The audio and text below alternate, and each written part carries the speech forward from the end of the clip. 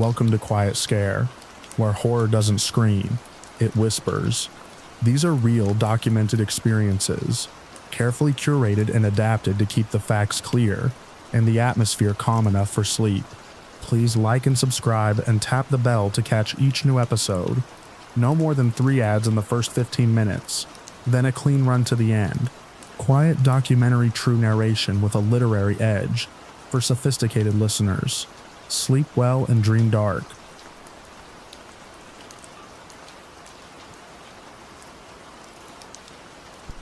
Winter rain isn't like normal rain. It doesn't fall so much as it insists. Cold needles threading into your collar, seeping into your shoes, turning the whole city into a slick reflective bruise. It makes streetlights halo and car headlights smear. It makes you feel watched even when you're alone. I work nights because nights are simple. No meetings, no crowds, no small talk, just empty offices and humming machines that need someone to keep them from dying. I'm maintenance for a downtown business complex.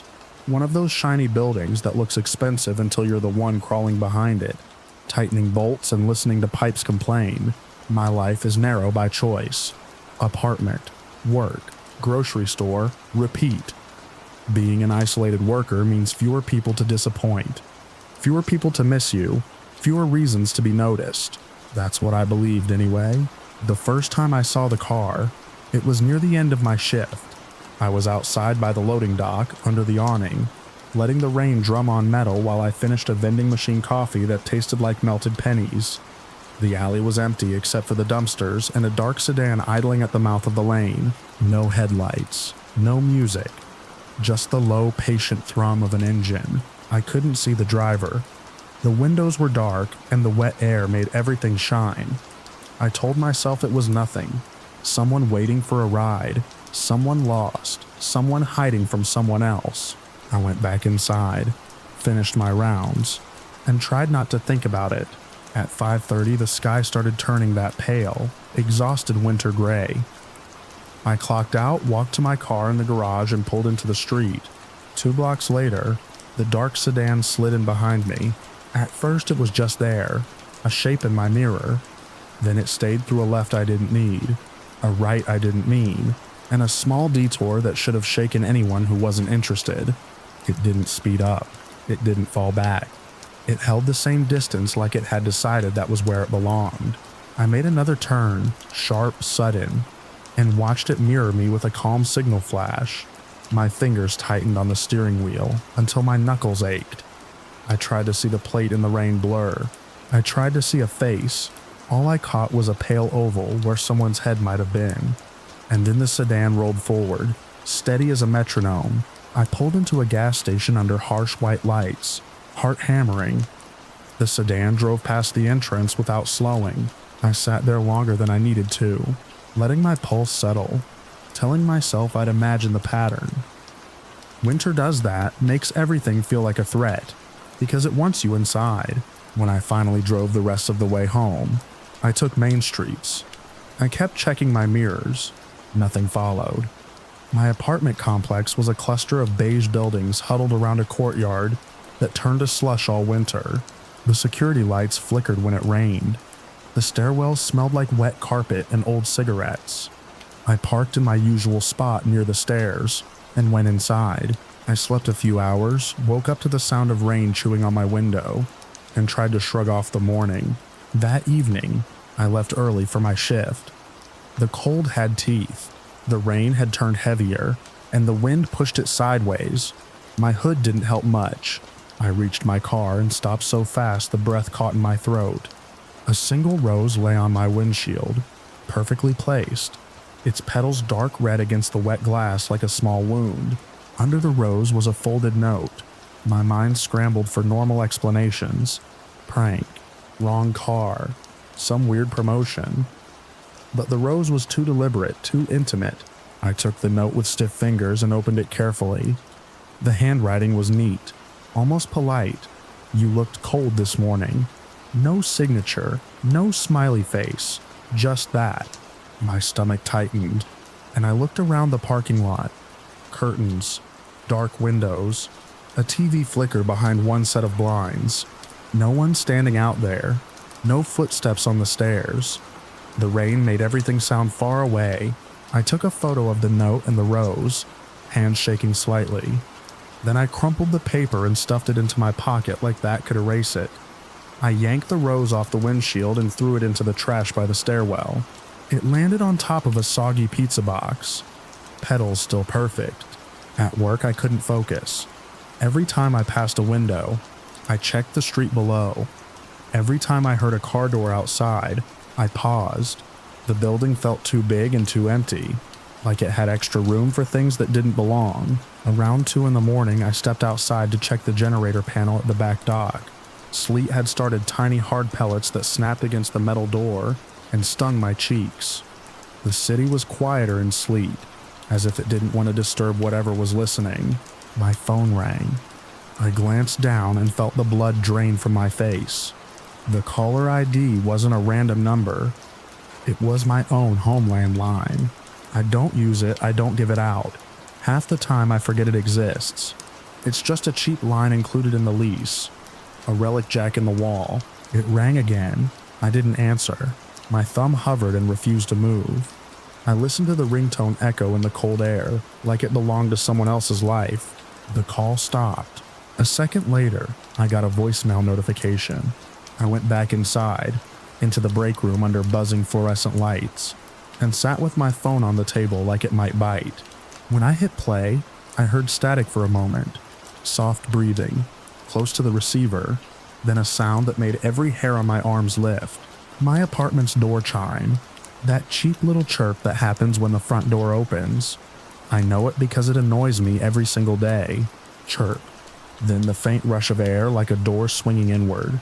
Then a voice, low and calm, as if the person speaking had all the time in the world. Don't be rude. The message ended. I didn't move. The vending machine hummed. The building's HVAC sighed behind the walls.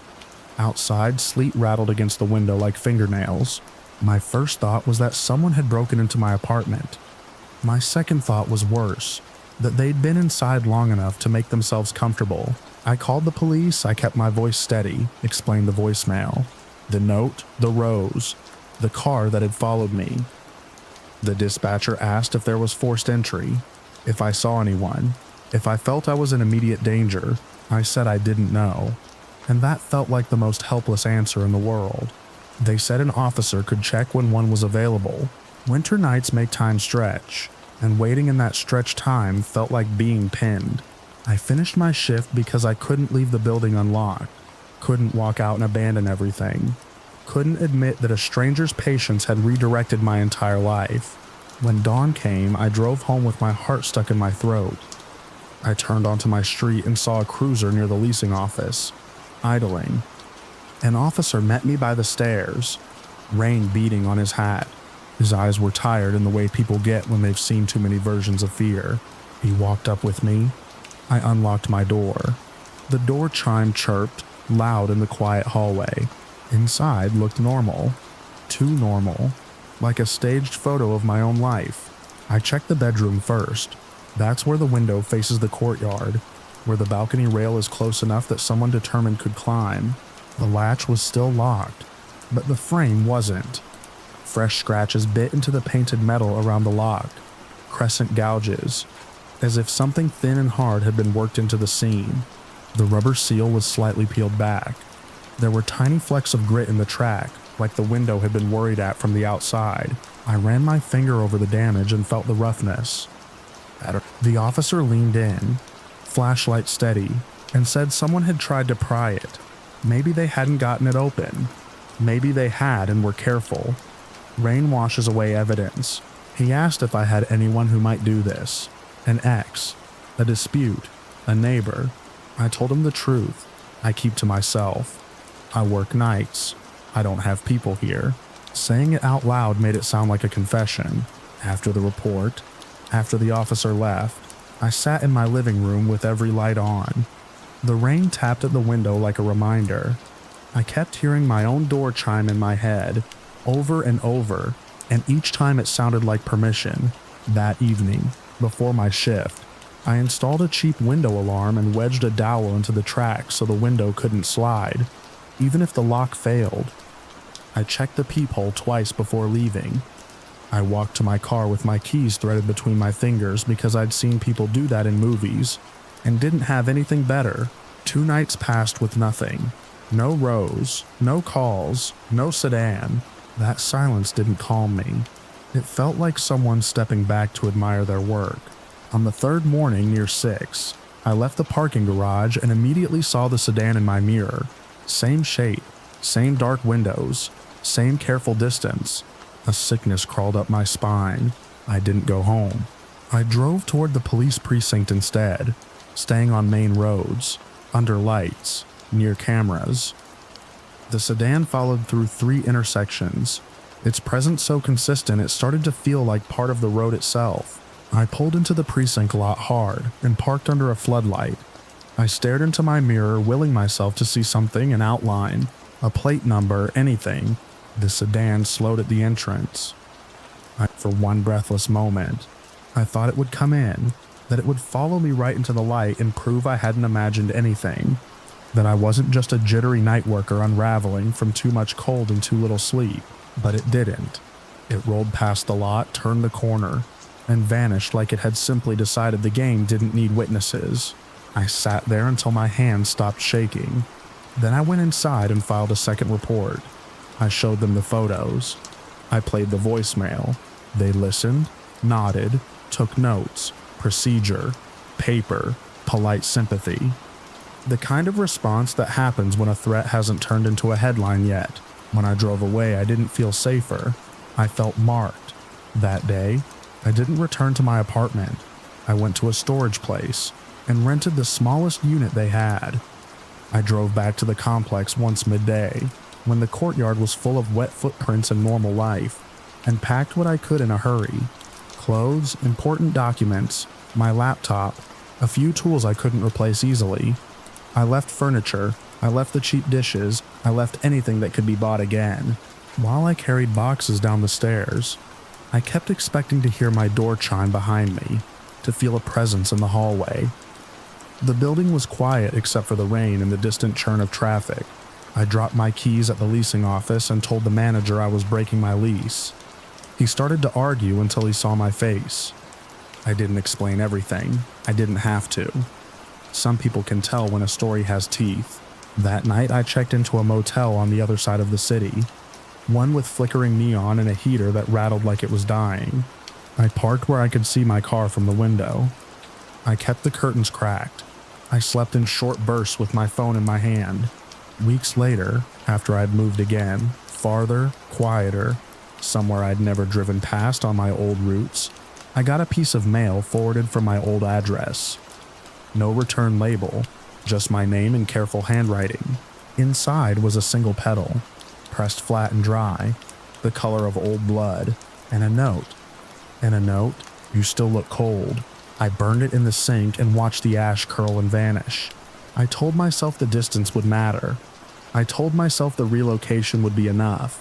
But some mornings when winter rain turns the streets into mirrors, I see a dark sedan holding steady behind me through one turn, then 2, then 3, and I don't look long enough to be sure, because the moment I know, the chase begins again, and I'm not sure there's anywhere left to go now.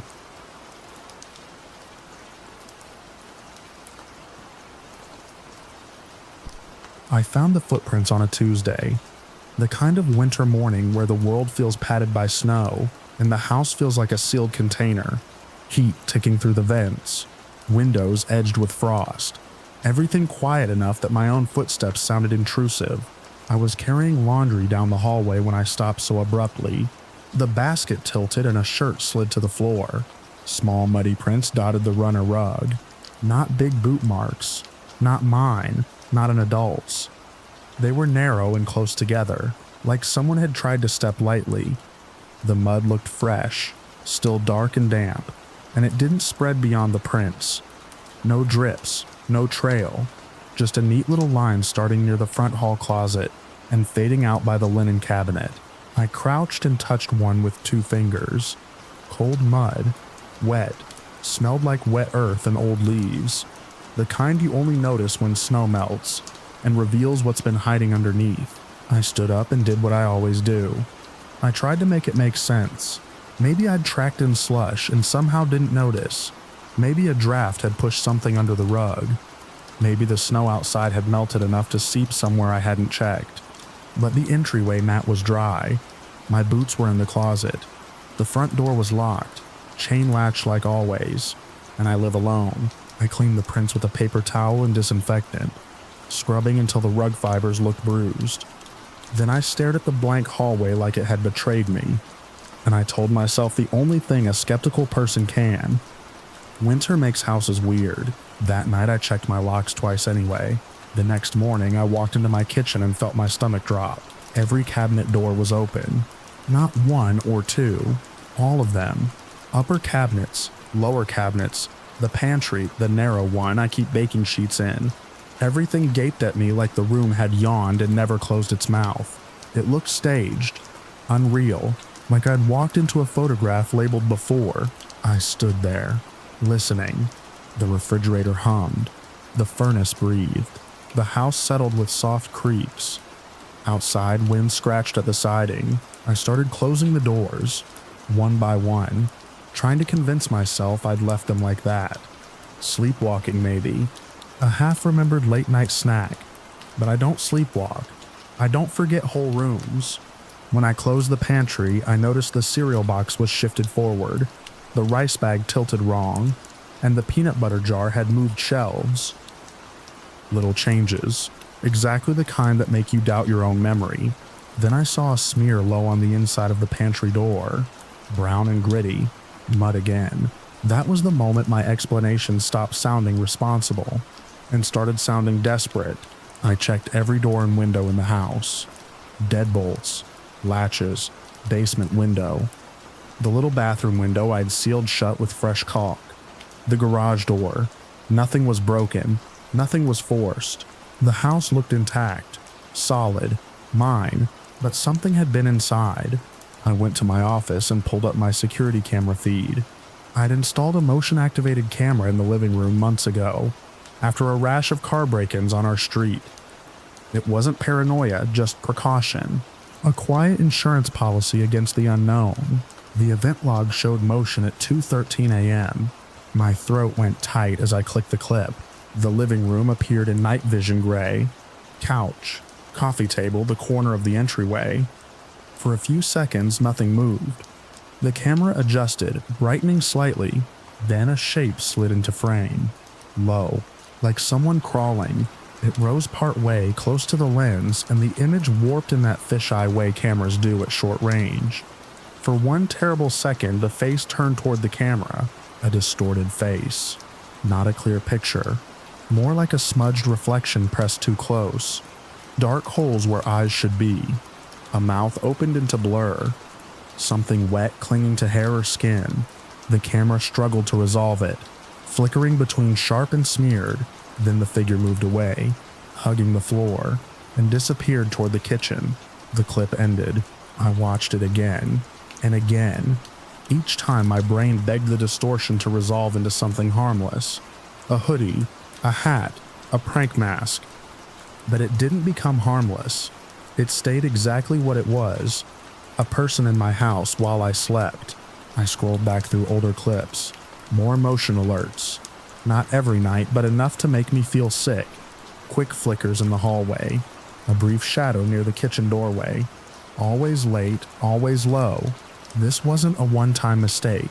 This was a pattern. I called the non-emergency police line, forcing myself to describe it like a list. Footprints, cabinets, camera footage. No signs of forced entry. The dispatcher didn't laugh. She asked if I was safe, if anyone was with me, if the doors were locked. Her calm voice made it worse, because it confirmed I wasn't being dramatic. I was being realistic. 2 officers arrived while the sun was still up, their cruiser lights spilling blue-white across my snow-covered lawn. They walked through the house with professional patience, checking windows, tugging at locks, looking at my camera footage on my laptop. One officer leaned in at the distorted face and exhaled through his nose. "That's someone," he said. Could be lens distortion, but someone's inside. They searched the obvious places: closets, underbeds, behind shower curtains. They went into the basement together. I hovered at the stairs, wishing my own home didn't suddenly feel like unfamiliar territory. When they came back up, one of them asked, "Do you have a crawl space?" I blinked. "No, the basement's finished." He nodded like he'd heard that before. Sometimes there's still voids, under bump outs, utility chases, little spaces people forget exist. My kitchen had a bump out and added breakfast nook extending past the original foundation line. I'd never thought about what sat beneath it besides concrete and dirt. We went back down. In the storage room behind the water heater, the officer ran his flashlight along the baseboard where the bump out wall met the floor. The beam caught a thin dark line. Dirt. Not gray dust. Brown, damp looking. The same color as the hallway prints. He crouched, pressed 2 fingers to the edge, then traced the line to a spot where the baseboard didn't sit flush. A nail head sat slightly lifted, like someone had pried it before and tried to hide it. The officer straightened. His voice changed. "We need a supervisor before we open anything." A sergeant arrived. Older, calm in a way that made my nerves tighten. He listened, watched the footage, studied the dirt line. Then he nodded once and told them to open the wall carefully. Hearing a saw buzz against my basement drywall felt like hearing a knife scrape a plate. Wrong, invasive, personal. They cut a neat rectangle and pulled it free. Behind it was not insulation.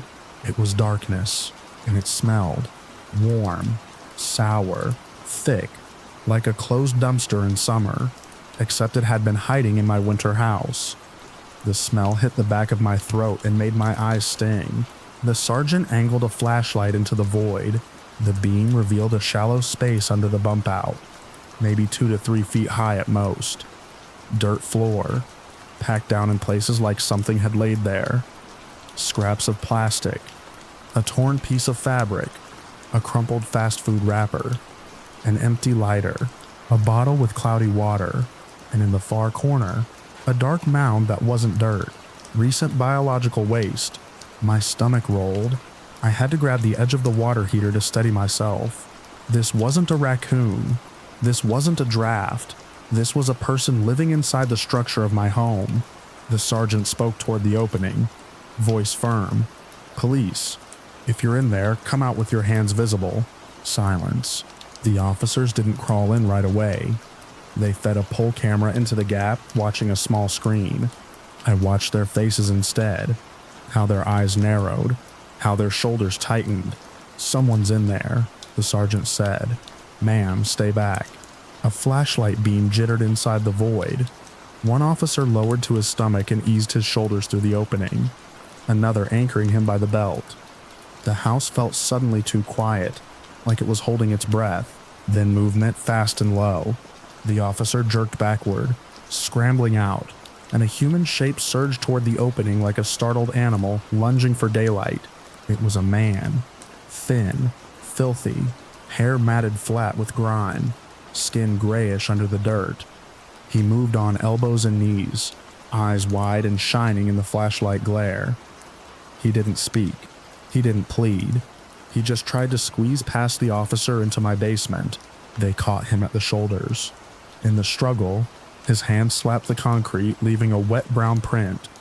Mud caked his fingers, and something darker smeared the floor as he dragged. They pinned him and cuffed him quickly. Practiced and careful. He thrashed in short, silent bursts, then went limp, breathing hard through cracked lips. An officer asked his name. The man stared past them at the water heater like it was a doorway to another place. They led him upstairs. I followed at a distance, numb, my brain struggling to accept that my home had been shared without my consent. In the kitchen, the man's gaze flicked to the cabinets. I understood, with a cold jolt, why they'd all been open. He'd been searching for food in the dark. Opening everything, maybe doing it fast, maybe doing it while listening for my breathing upstairs. The distorted face from the camera wasn't supernatural at all. It was just too close to the lens. Winter dim night vision turning a human into something wrong. Outside, the officers checked the foundation near the bump out, half buried in snow. A low vent cover sat crooked, one screw hung loose. The edge had been pried just enough to make a gap. Dark mud stained the snow beneath it. That vent had been my house's blind spot. The small forgotten place nobody thinks to check. He'd found it. He'd used it, over and over. When the officers finally left with him in the back of the cruiser, the neighborhood looked the same as it always did. Quiet street, white lawns, smoke curling from chimneys. But my house felt altered, not damaged, violated, like the walls had learned a new secret and would never unlearn it. That night I turned on every light and sat on my couch with my phone in my hand, staring at the hallway rug I'd scrubbed clean, listening to the vents tick and the winter wind tap at the windows like it still wanted in. And I realized the worst part wasn't that someone had been hiding in my home. It was that he'd been close enough to leave footprints, close enough to open my cabinets, close enough to look up at my camera, and close enough that if I'd woken up at the wrong moment, I might have seen that face without the distortion, staring back at me in the dark, smiling like it belonged there.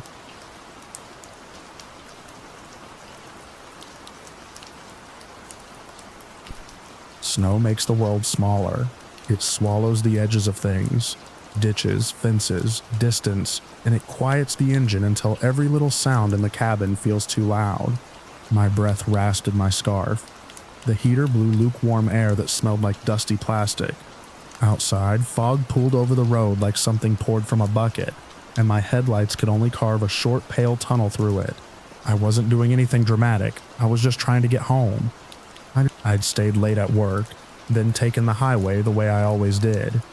Same exits, same tired billboards, same stretch where the signal drops and your phone becomes a shiny paperweight. By the time the last bar disappeared, the night had settled in completely. Black sky, white ground, gray air. Then the closure appeared. Not gradually, not with warning miles back.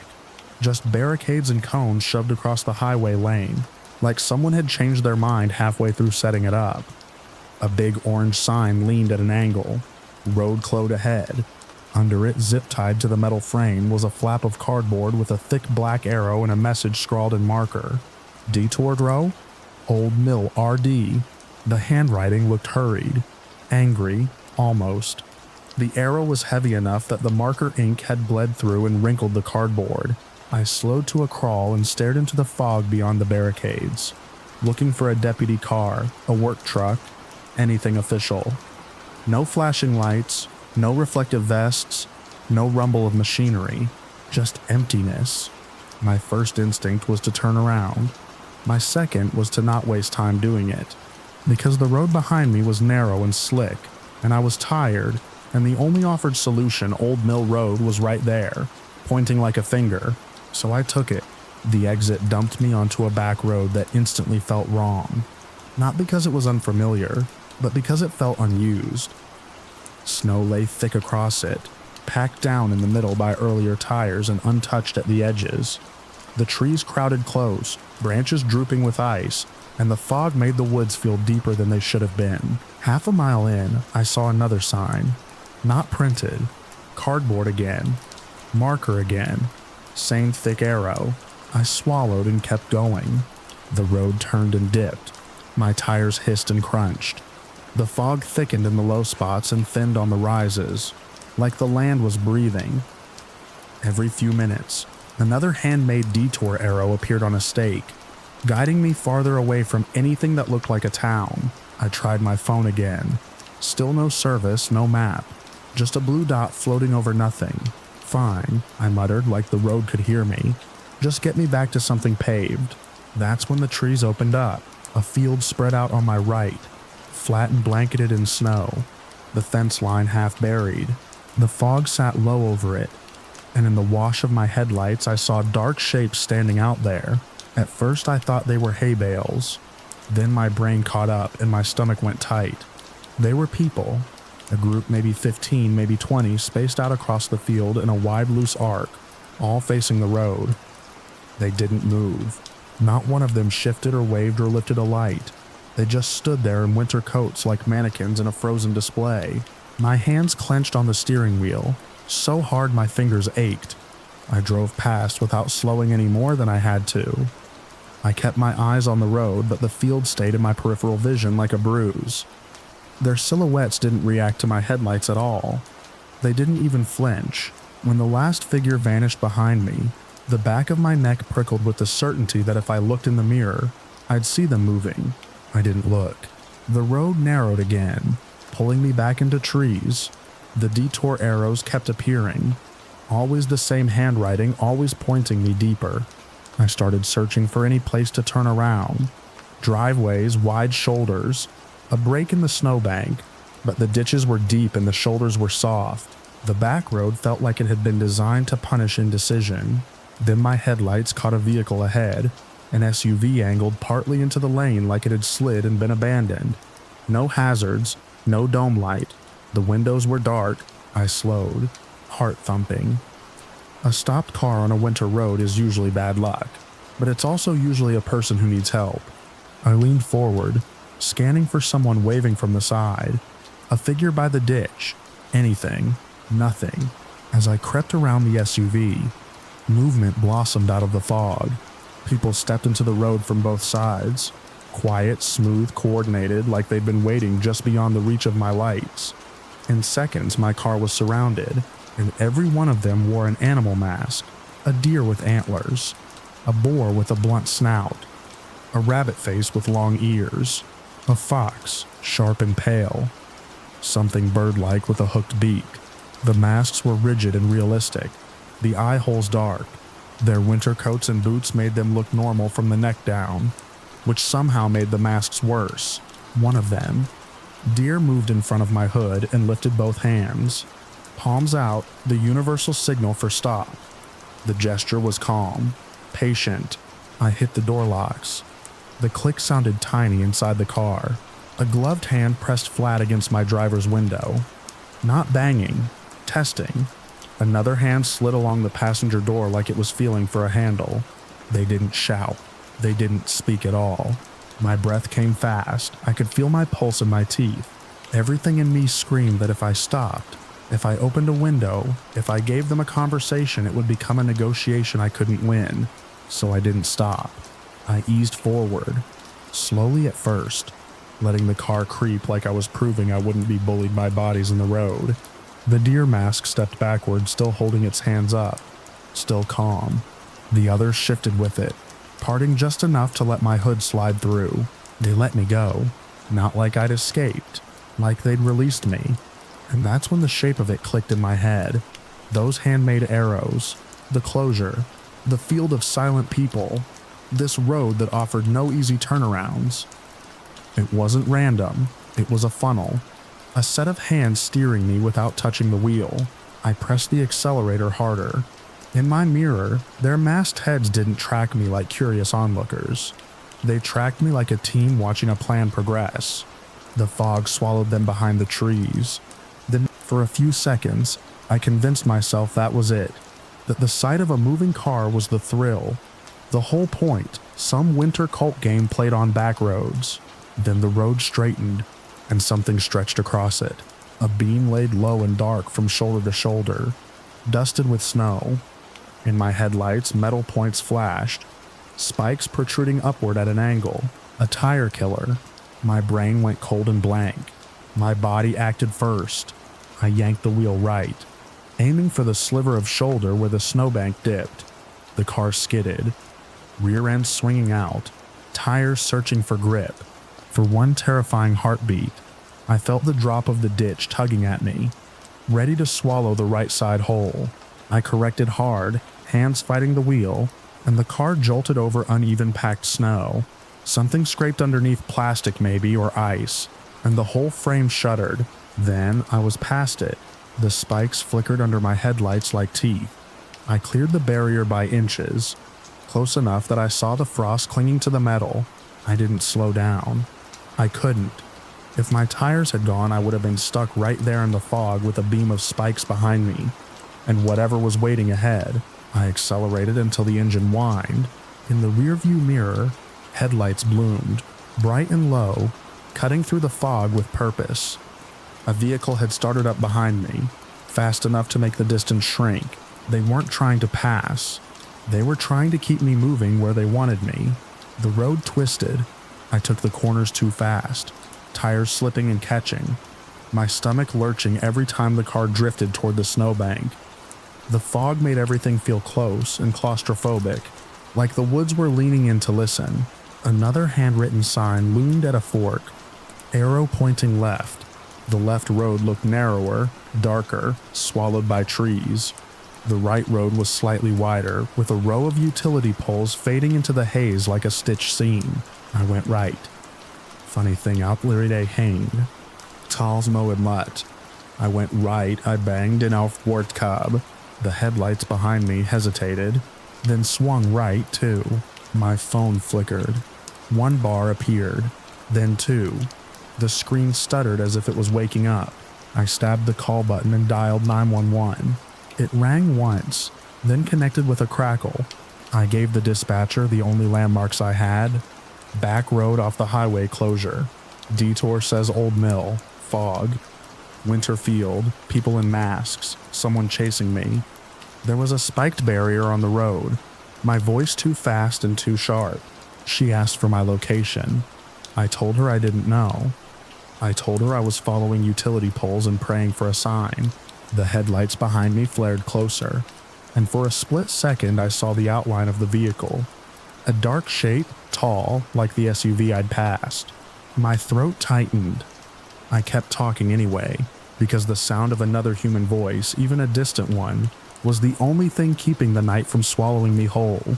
Then, ahead through the fog, a warm amber glow appeared.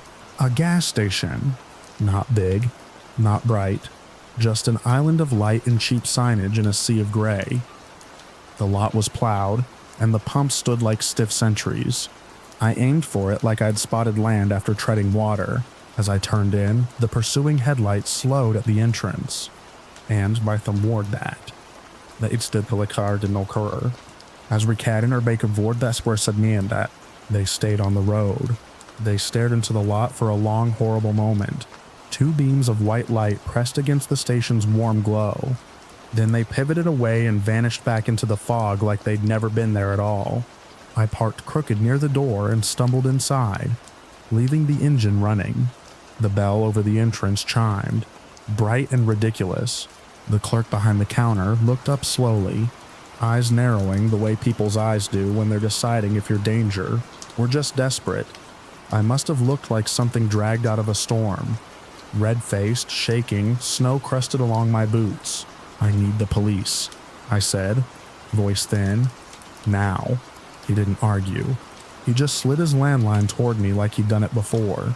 I called again, gave the dispatcher the station name off a faded sign. And this time she sounded sharper, more focused.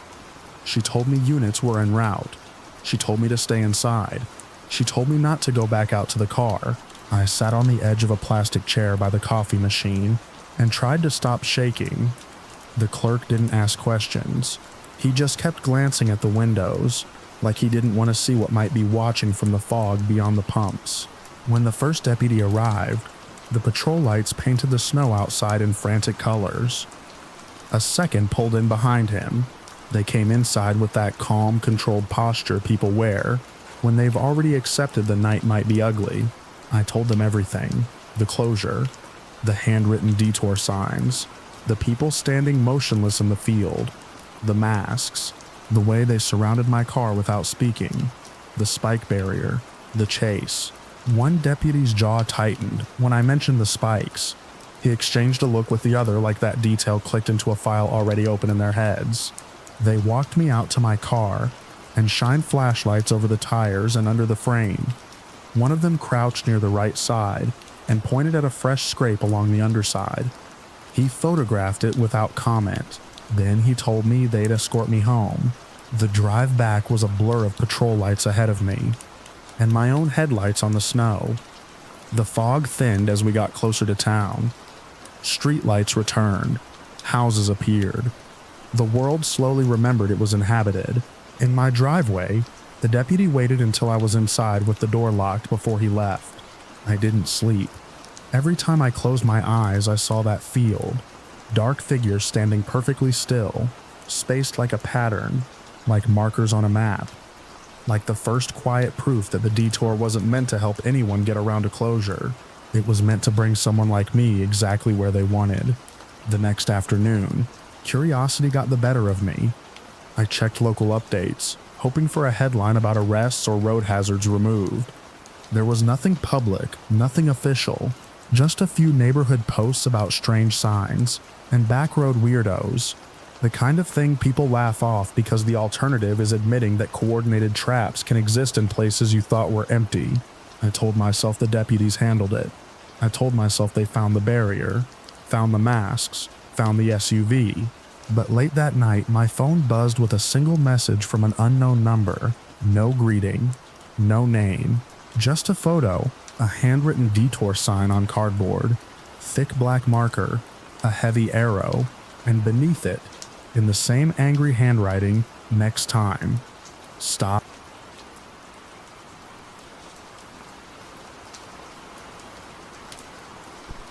The first time the cold went through my jeans, I laughed like it was a dare. That was my problem when I moved here. I kept treating everything like it was temporary, like I could just grit my teeth for a week or two and then the city would soften up, or I'd find my rhythm, or winter would admit it had made its point. I relocated 2 weeks after my 19th birthday for personal reasons I don't advertise. Nothing cinematic, just life doing what it does, pushing you out of one place and into another before you're ready.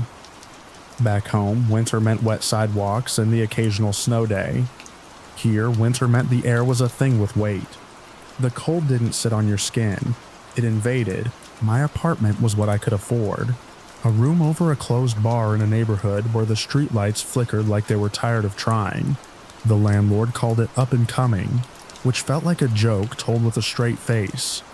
The radiator worked when it felt like it. The windows frosted from the inside. The floorboards stayed so cold they seemed damp even when they weren't. My job was at a big retail chain in the urban district. Bright lights, cheap music, aisles of plastic and discounts. I stocked shelves, folded sweaters that pilled in your hands, cleaned up spills that turned into sticky stains. It wasn't glamorous, but it was work, and work was the only thing that made the move feel like it had a direction. The commute became my routine and my punishment. Every morning I woke up before dawn, because the bus schedule was more of a suggestion than a promise. I dressed in layers that never felt like enough. 2 pairs of socks, hoodie under my jacket, gloves that looked thick until wind found the seams. I'd stand in my tiny kitchen and watch my breath fog the air, while the space heater clicked on and off like a nervous habit. Outside, the neighborhood looked worn down by years, and then finished off by winter. Snow piled against curbs until the streets narrowed. Sidewalks became a mix of glare ice and gritty salt. You didn't walk normally. You walked like someone who didn't trust the ground. The bus stop was a pole, a sign, and a bench that was always too cold to sit on. I stood and shifted my weight, watching the road. The wind moved through the street like it owned it. Some mornings it was so sharp it felt like it had an edge. The people waiting with me rarely talked.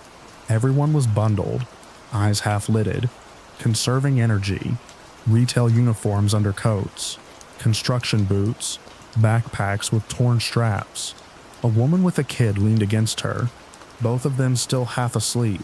A man held a paper coffee cup like it was a hand warmer instead of a drink. When the bus finally came, it exhaled diesel and heat through the doors. Getting inside felt like survival. The heater blew hot at your shins while your shoulders stayed cold. The windows fogged. The floor went slick with slush. I learned the route by landmarks instead of street names. The boarded storefront with a faded barber pole. The mural of a bright summer that didn't belong in this climate. The vacant lot where snow drifted around broken glass. The industrial strip where the wind had nothing to slow it. I wasn't prepared for how expensive cold is. Not just money, though. That too. Gloves that actually block wind. Socks that don't let your toes go numb. A hat that covers your ears without leaving gaps. It felt like every paycheck immediately turned into a list of things I needed just to stay functional. Rent. Utilities. bus fare, food, then more layers, then more heat, and if you didn't have the money, you adapted anyway, or you suffered. A guy in my building named Mr. Harrow made that part impossible to ignore. He was older, late 60s maybe, and he moved like his bones were negotiating each step. He wore the same fraying coat every day, thin at the elbows, collar flattened from years. His cheeks stayed red from exposure, not health. His hands trembled when he worked his keys. One morning I saw him in the hallway, leaning hard against the wall, breathing through his mouth. The building heat was out again. I could see my breath indoors. His lips looked pale, stretched tight like the cold had tried to shrink his face. That night, the space heater in my room worked overtime, clicking like a metronome. I lay under 2 blankets with my hoodie up and still couldn't get fully warm. My toes burned with cold, not numbe, like pain was the only thing that could prove they were still there. My friend Mason texted me from back home, "Layer, keep your phone charged, don't trust bus schedules in storms." He meant well. He'd grown up around harsher weather. He talked about cold like it was something you could outsmart. I told him I was fine, because I didn't want to sound weak in a city that already made me feel small. Then came the day the bus broke down. It wasn't even snowing. The sky was clear and colorless, like metal, cold. Like that feels personal, like the world chose it on purpose. The air stung my lungs. My eyelashes tried to stick together when I blinked. At the stop, the bus ran late. 5 minutes, 10, 20. Wind forced itself through my jacket seams and found my skin with surgical accuracy. My fingers hurt inside my gloves. I kept flexing them, trying to convince my hands to stay mine. When the bus finally rolled up, I climbed inside too fast, grateful for warmth that barely existed. People were quiet, heads down, eyes forward. We were all trying to get somewhere. We were all trying to stay employed. That's what the commute was, a daily bargain with the weather. Halfway to the retail district, the bus slowed. The engine changed pitch. The driver eased it to the curb near a stretch of warehouses and chain-link fence. The interior lights flickered once. Then we stopped. At first, there was still heat, thin but present. After a few minutes, the warmth started to bleed away like water draining. The cold crept in through the floor and the doors and the fogged windows. The air turned damp from our breath. The driver stood, muttered into his radio, and tapped at the front panel. He opened the door once to check something, and the outside air punched through the aisle. Everyone flinched at the same time like a single organism reacting. We waited. We all did the same small things. Rub hands, stamp feet, pull hats down, tuck chins deeper into scarves. The longer you sit still and cold like that, the more your body makes decisions without you. It starts shutting down what it can spare. My toes went numb, not tingly gone, like someone had flipped a switch. I pressed my feet into the floor, trying to create friction, trying to force warmth back into them. My knees began to ache. My fingers stiffened until it hurt to bend them. Finally, the driver said we had to get off and walk to the next stop because another bus might come there. Might. That word did a lot of work. Stepping outside felt like punishment for needing a job. The wind cut cleanly across the road. Snow skittered in thin sheets over the asphalt. It didn't look like a storm. It looked like the city's default setting. We walked in a loose line along the shoulder boots, crunching, heads down. Cars passed slowly, drivers staring straight ahead, not meeting our eyes. My face hurt. My ears hurt. My nose ran instantly, then felt like it might freeze. I kept moving because stopping felt dangerous. When we reached the next stop, it was just a sign on a pole half buried in snow. No shelter, no bench, just a patch of sidewalk that had been trampled into ice. This part of town looked even rougher. More boarded windows, more peeling paint, more trash trapped in snowbanks. A stray dog trotted along the far side of the street, ribs faintly visible under dull fur. A man stood in a doorway, smoking, his breath and smoke mixing into the same gray cloud. We waited again. My shivering turned violent, teeth clicking. My hands felt numb and painfully sensitive at the same time, like they couldn't decide what they were. I tried checking my phone and the screen lagged from cold. The battery dropped fast. I shoved it back into my pocket to keep it alive. A bus finally came. Different line, weaker heat, but moving. We boarded like it was a lifeboat. I sat and shoved my hands under my thighs for warmth. As my feet started to thaw, pain stabbed upward, deep and pulsing. My eyes watered, and I stared at the floor until it eased into something bearable. I arrived at work late. My manager glanced at the clock and gave me that look. Eyebrows pinched, mouth tight like lateness was a character flaw.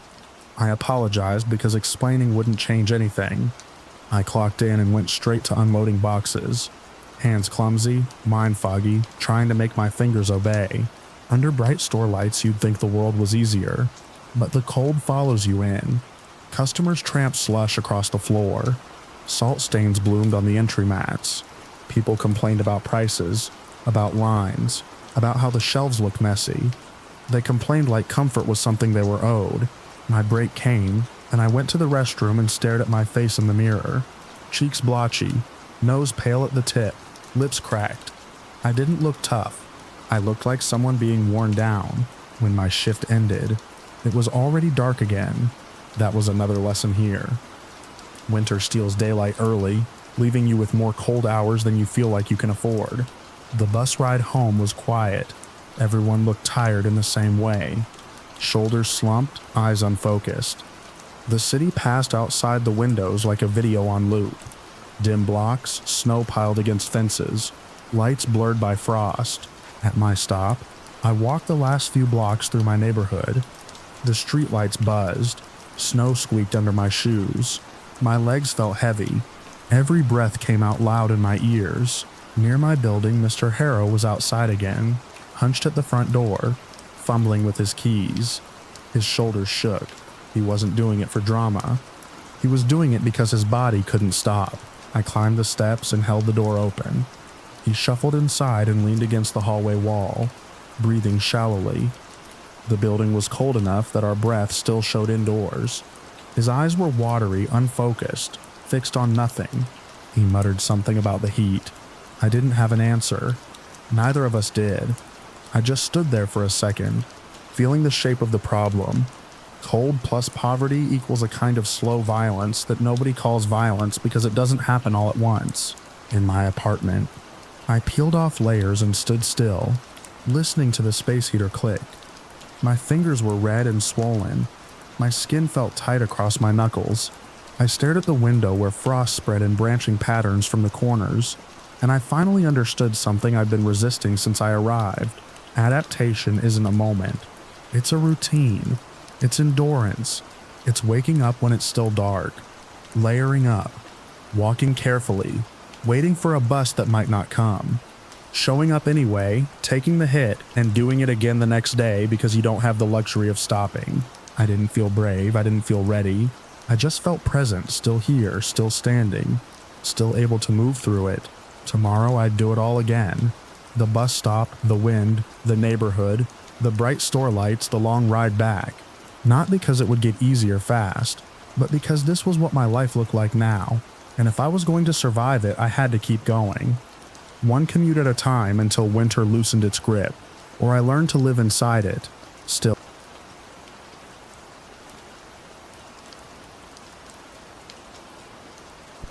We picked the loop because it was supposed to be safe.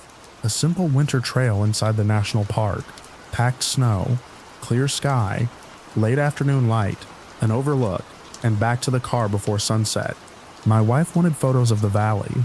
My son wanted to stomp his boots into drifts and pretend he was an explorer. I wanted what I always want in places like that. My family close enough that I could count heads without turning. The cold was clean, almost polite. No wind, just pine scent and the soft squeak of boots. The world looked preserved, like the park had been sealed under glass. Even the silence felt curated. We rounded a bend and the trees opened onto a meadow. Sunlight hit the snow so hard it hurt my eyes. That's when my wife slowed and said, Do you see him? At first, I saw only a figure near the far tree line. A man standing too still, arms close to his sides. Then the details caught up. He wasn't dressed for hiking, not modern hiking. He wore a long wool coat with patched elbows, dark trousers, and an ear-flap hat that sat awkwardly on his head. No pack, no bright fabric, no poles. Everything about him looked old, like he'd stepped out of a faded photograph and didn't realize the colors had changed. The strangest part wasn't the outfit, it was the snow. The meadow's surface was mostly unmarked. Some animal tracks, a few wind ripples, and our own prints near the trail. But there were no boot tracks leading to him, no churned path, no sign he'd crossed the open space at all. I pulled my son closer by the shoulder. "Stay with me," I murmured. The man turned his head slightly, and I felt his attention lock onto us. He didn't wave, didn't call out. He just watched, as if waiting for something he expected us to do. Then he started walking, not briskly, not like someone approaching to ask a question, more like he was being drawn forward by an invisible thread. His steps looked wrong, too smooth for off-trail snow. He moved across the meadow without sinking, without fighting the crust, without leaving obvious marks behind him. My wife whispered, "Maybe he's lost." "Or freezing," I said, though the words didn't comfort me. Hypothermia makes people act strange. I knew that. I'd read the signs at trailheads, but this felt different, like the wrongness wasn't behavior, it was physics. Before I could decide whether to call out, 2 other hikers came around the bend behind us, a couple in bright jackets with trekking poles. They slowed the moment they saw him, and I watched their expressions do the same thing ours had done. Confusion, then wariness, then a hard defensive focus. The couple drifted closer to us without fully admitting they were doing it. The man's partner kept glancing back down the trail, then back to the meadow, as if she expected the figure to appear behind them again. The man in the couple spoke quickly, breathless. "He's been back there for a while," he said, nodding toward the wool-coated stranger. "Not right on us, but always there." We stopped twice to let him pass. He didn't. We sped up. He kept the same distance. My wife's mouth tightened. "You think he was following you?" The couple didn't want to say it, but their faces did. The woman nodded once, small and sharp, and then my son, who had been quiet, unusually quiet, tugged my sleeve hard. "Dad," he whispered. "What?" I kept my eyes on the stranger, but my body went instantly alert in that parent way that doesn't require permission. My son pointed into the trees on the right side of the meadow. "He's there." I turned my head. There was nothing but trunks, shadow, and snow. No movement, no shape, no color that didn't belong. "I don't see anyone," I said. My son's finger didn't waver. His face tightened like he was frustrated with me, like I was refusing to look properly. "He's behind the tree," he insisted. "The other one." My wife crouched beside him. "Sweetie." "Who?" "The one that's cold," my son said, and his voice dropped even lower. "He's trying to show him." I glanced back at the wool-coated stranger. He had stopped walking. His head was angled toward the exact patch of trees my son was pointing at. His expression blank before shifted into something that made my stomach drop. Not anger, not confusion, recognition, like he could see what we couldn't. The couple behind us went silent. The woman clutched her trekking pole with both hands. The man took a half step closer to my shoulder, as if we were suddenly a unit. I made a decision then, the way parents do. Not a careful choice, but a reflex. I positioned myself between my son and the stranger. I kept my voice steady. "You okay?" I called, palm slightly raised, a harmless gesture. "Do you need help?" The stranger stared at my hand like it was a language he'd forgotten. His mouth opened a fraction. Nothing came out. Then, very deliberately, he stepped off the packed trail and into the meadow again, toward the trees my son had indicated. He moved too easily. If you've ever stepped off trail in winter, you know the resistance. The way snow grabs your boots. The way your weight breaks crust. The way each step becomes an argument. He didn't argue with the snow at all. He drifted through it like he was crossing something firm only he could feel. My wife made a small sound, half warning, half plea. "Let's go," she whispered. The couple didn't argue. None of us wanted to be near whatever this was becoming. I gripped my son's hand and started down the trail. Not running. Running is how kids fall and get hurt, but moving fast enough that my breath turned harsh. Behind us, the stranger continued toward the trees. I didn't look back at first. I told myself looking back would turn my fear into something real, but I looked anyway. He was almost to the tree line. The sun had sunk lower, and the shadows between trunks were deepening into a blue-black that didn't feel like ordinary shade. The stranger paused at the edge, as if hesitating at a threshold. Then he tilted his head slightly, like someone listening, and he stepped into the trees. For one strange second, I thought I saw a second shape there, a faint outline tucked behind a trunk, thinner than smoke, almost the color of air. But when I blinked, it was gone. My son squeezed my hand so hard it hurt. "He's going the wrong way," my son whispered. "He always goes the wrong way." I didn't ask what he meant. I didn't want the answer. I wanted my family in the car with the doors locked and the heater blasting. We reached the parking area as the light shifted into that brief, beautiful winter gold right before the sun drops. Cars sat in neat rows, mundane and reassuring. The kiosk map looked harmless again. The world tried to pretend nothing happened. The couple arrived a moment later, faces tight. The man leaned toward my window as I was loading my son into the back seat. "We're going to the visitor center," he said. "Tell a ranger, that guy, something's off. He might be in trouble, or he might—" He cut himself off, not wanting to say the word stalking again. My wife looked at me. I looked at my son, who was staring past the lot toward the tree line, unblinking. "I'm leaving," I said, and hated myself for how relieved I felt saying it.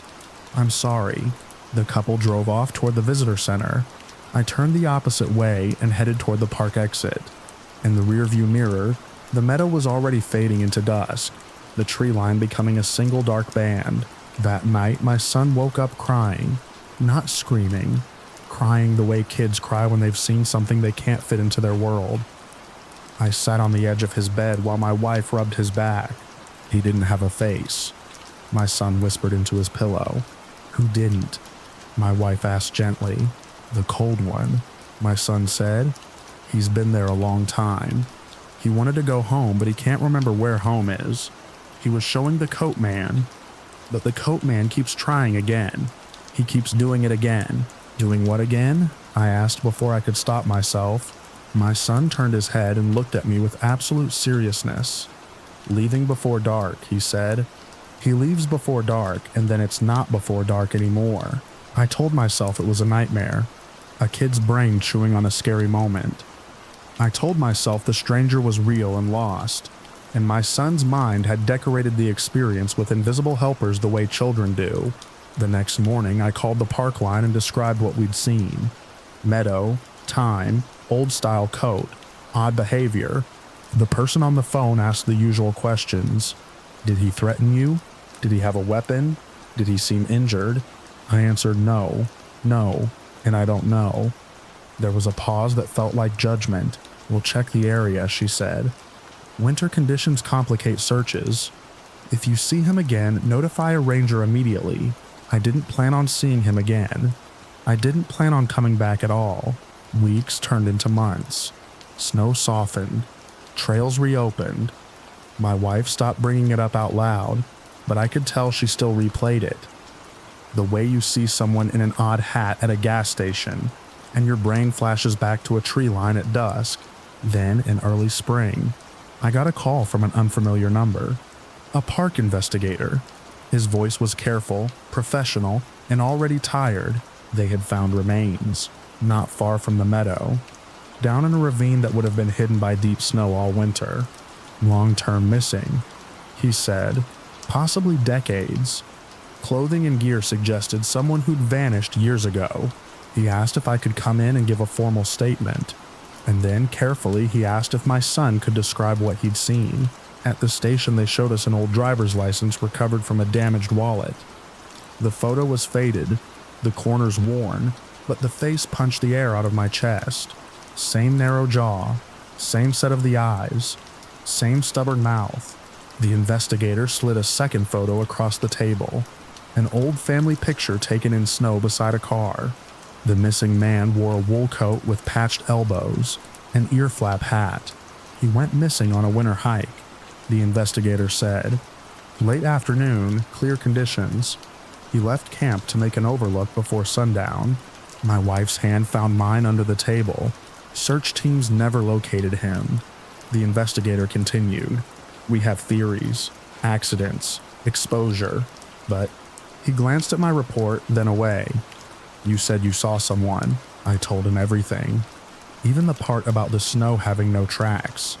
I didn't want to sound foolish, but I couldn't leave it out. That was the bone in the story. The part that wouldn't dissolve. Then my son was brought into a smaller room with crayons and paper. A staff member with a calm face told him he could draw what he remembered. No pressure, she said, just whatever he saw. When he finished, he held the page up like it was evidence. 2 figures. One was tall, wearing a long coat and a hat. The other was faint, lighter lines barely pressed into the paper, half hidden behind a tree, where the faint figure's face should have been. My son drew an empty oval. The staff member asked softly, "Can you tell me about this one?" My son tapped the faint figure. "He's cold," he said. "He got stuck." "Stuck where?" she asked. My son frowned, thinking hard. In the same time, he said finally, as if time was a place you could be trapped in. Then he tapped the coat figure. "He can see him. The coat man can see him. That's why he keeps coming back." "Coming back from where?" the investigator asked from the doorway. Unable to help himself, my son looked up at him. "Some Pope," he said, plain as fact. Afterward, the investigator thanked us and told us they'd be in touch if they needed anything else. On the way out, I saw him staring at my son's drawing, like it was a puzzle that had just turned personal. A week later, a small local news story ran about the identification of a long-missing hiker. The park issued a statement about closure for the family. People online argued about search procedures and whether the ravine had been checked back then. It all sounded normal, bureaucratic, sensible. But the investigator called me one last time. "We found something in a pocket," he said, protected by the way the fabric folded. A laminated emergency card, a phone number, a message. My throat tightened. Okay. He hesitated, like he was deciding whether to say the rest. Then he did. On the back, he wrote a line. Not printed, handwritten, like a reminder. "What line?" I asked. Another pause. Then, quietly, "If I don't make it back by sunset, I'll try again tomorrow. My wife and I don't hike that park in winter anymore. We don't even drive through it when the snow is fresh and the sky is that perfect polished blue. It isn't fear of getting lost. It isn't fear of strangers. It's the fear of standing in clean snow near dusk and seeing someone who shouldn't be there, someone dressed for a day that never ended, watching the tree line like it's a doorway, waiting for the cold, faceless thing behind the trunk to point the way, and stepping forward as if this time, finally, he'll make it home before sunset, before the world flips again into tomorrow."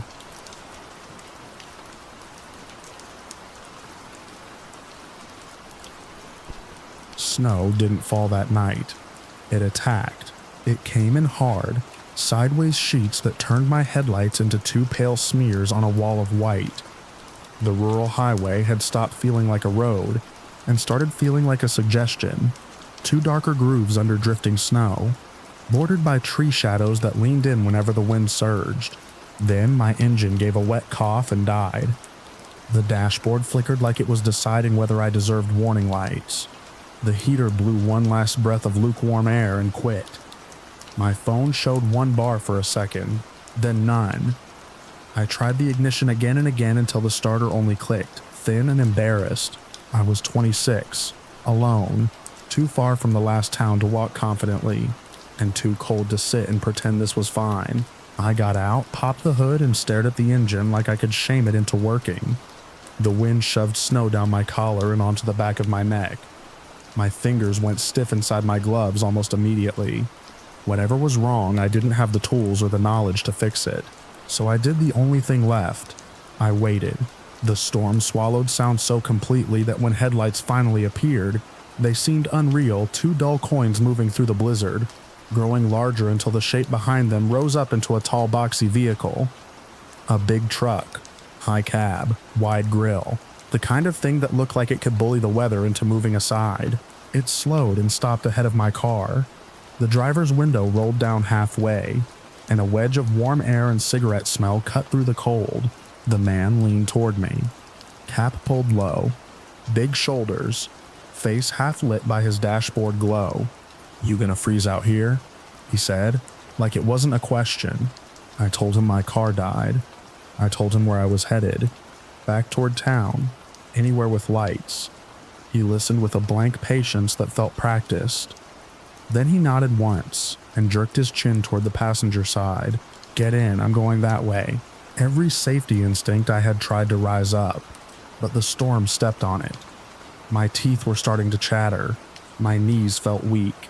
The night was so empty that refusing him felt like refusing life itself. I grabbed my backpack, locked my dead car out of habit, and climbed up into his cab. Warmth hit my face so hard it hurt. The windshield was a blur of wiper strokes. The cab smelled like smoke, old coffee, and something faintly metallic like pennies. The seat beneath me was cracked vinyl. Salt grit crunched under my boots. "Thanks," I said, trying to sound normal. He didn't answer. He pulled onto the highway with slow, confident control, like the truck knew the road even when I couldn't see it. I forced small talk, asked if he'd seen many cars out. "Just you," he said. "Most folks got sense." His voice was calm, but something about the way he said it made me feel like I'd failed a test. I shifted, settling my backpack against my legs. That's when I noticed the first stain, dark, rubbed into the vinyl beside the center console. Not fresh, not wet, older scrubbed at, but still there. A brown-red smear that didn't match mud. I glanced down at the floor mat and saw more speckles near the metal trim by the door. A thin streak along the plastic under the glove compartment. I swallowed, told myself it was rust, told myself it was spilled soda, mixed with road grime. The metallic smell didn't help. I kept my eyes forward, but my peripheral vision caught details I couldn't unsee. A heavy work glove in the door pocket, a roll of duct tape, the end of a shovel handle sticking up behind the seat. Maybe he was just prepared. Rural people carried tools. That was normal. Still, my stomach tightened. The road narrowed, trees crowding close. The truck's headlights carved a tunnel of white.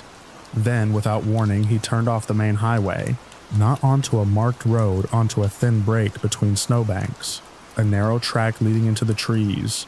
"What's this?" I asked, trying to keep my voice from cracking. He didn't look at me. Drifts up ahead, shortcut. The forest swallowed us quickly. The wind's roar changed pitch as branches filtered it into a thin whistling scream. The truck bumped over frozen ruts, deeper into darkness. I watched the rearview mirror and saw only storm. The highway already erased behind us. The track opened into a small clearing. Snow spiraled across it in tight circles, like it had been churned by something heavy. The man stopped the truck and put it in park, engine idling low and steady. The headlights pinned the clearing in bright, harsh light, while everything beyond it stayed black. He reached behind his seat, grabbed the shovel, and held it out to me, handle first. "Need a hand," he said. "Clear something." My mouth went dry. "Clear what?" He opened his door. Tree limb fell across the track. "We move it, we go." He said it like the only options in the universe were work, or be stranded with him. I climbed down into the storm with the shovel, because staying in the cab felt worse now, like waiting for a door to lock. The cold hit like a slap. Wind threw snow into my eyes. My boots sank into drifted powder. He walked ahead without waiting, guiding me with nothing but his certainty. The fallen limb was there, half buried in ice, lying across the narrow track. I could see how it blocked the way. That alone might have been normal. What wasn't normal was how he didn't help. He stood a few feet off, watching while I dug snow away from the limb. My shoulders burned, my gloves soaked through.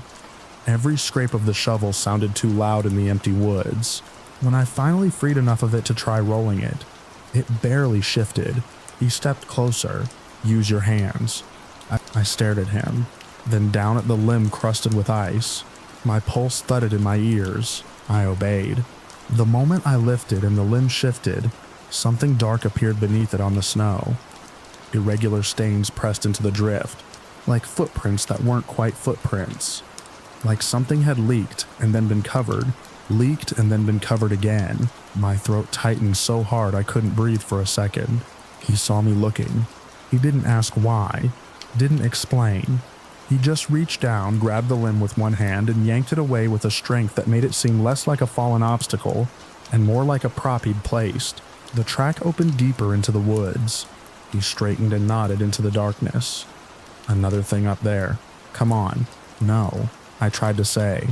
What came out was air. He started walking, slow, unhurried, like he had all night, and all the world belonged to him. He didn't have to grab me. He didn't have to threaten me. He acted like I'd follow because where else could I go?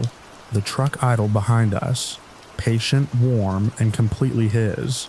I stood frozen with the shovel, staring into the black corridor of trees where his headlights couldn't reach. Snow swirled through the gap like smoke. Beyond that, there was nothing. No road, no lights, no proof I'd ever been here. He stopped and turned back to look at me, waiting. That's when my eyes flicked to the open truck door, still cracked, warm air spilling out.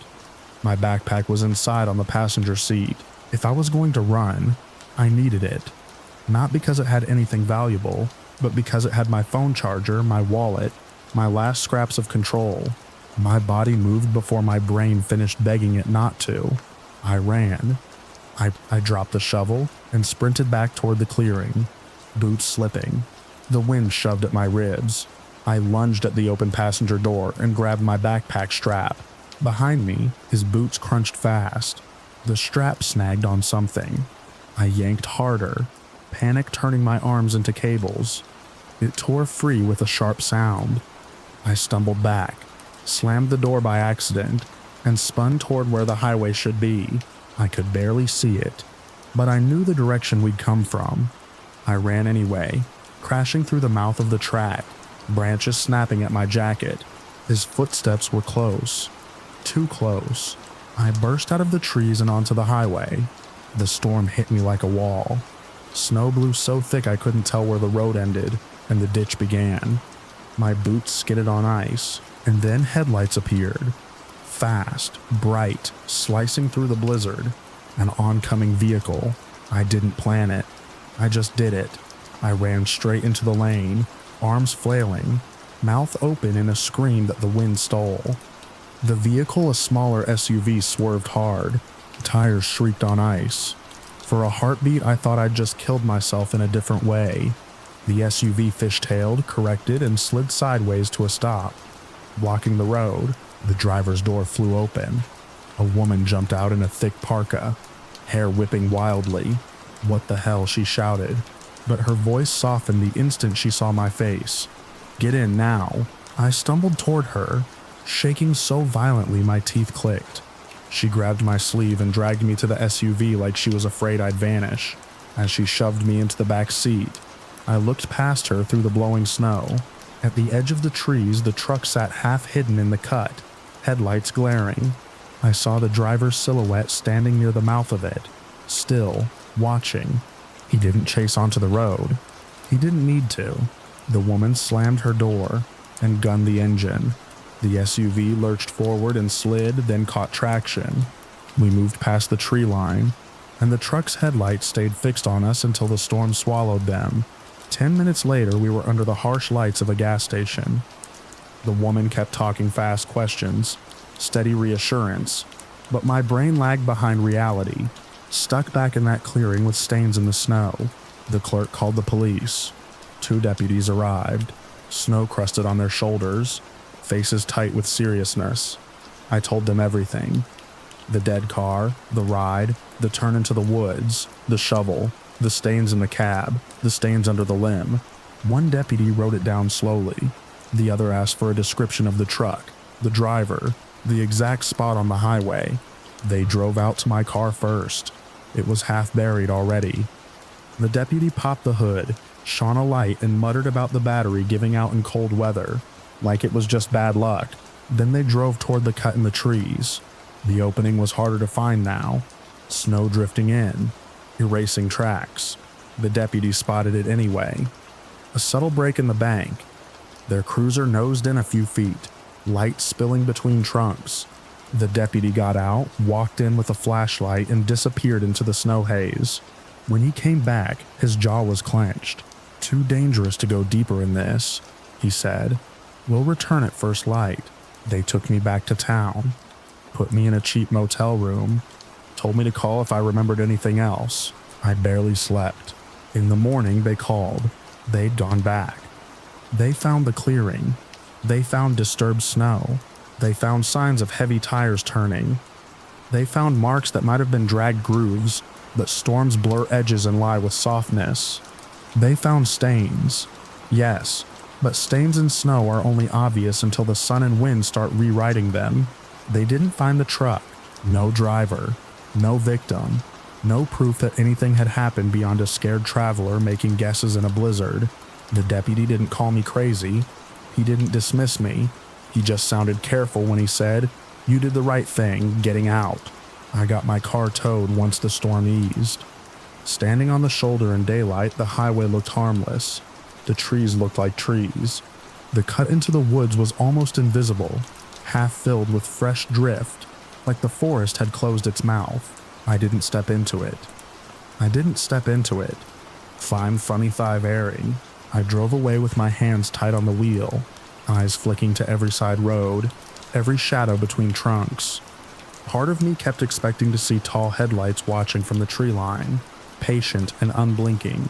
And every winter since, when snow starts coming sideways and the world narrows to whatever your headlights can hold, I remember how warm that cab felt, and how fast warmth can become a trap if the person offering it already knows where they want you to go.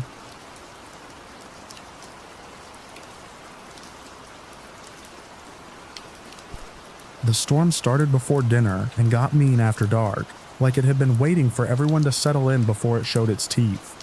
By 9, the street outside our house was gone, under a blur of white.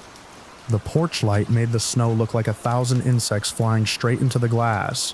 Mason and I had been parked on the living room carpet for hours, trading controllers and trash talk. Dad let us use the big TV as long as we kept the volume low and didn't roam around the house like it was a playground. He'd been restless all night though, checking the weather on his phone, peeking out the front window, turning the deadbolt like he didn't trust it. When the game loaded into the next level, my character spawned wrong, half inside a wall. The screen jittered. The audio looped the same footstep over and over, like someone pacing in place. Mason laughed. "Dude, your system's cursed." I tapped the controller. Nothing. The character's head snapped sideways, then froze, staring at a blank corner like it had seen something I couldn't. "Hold on," I muttered, leaning closer. The picture pixelated for a second, then locked completely. Mason hit pause. No response. And that's when the backyard light blinked out. Not a flicker. An off. The yellow glow that always pulled over our back steps vanished, leaving a thicker patch of dark behind the sliding door. The house didn't lose power. The lamp stayed on.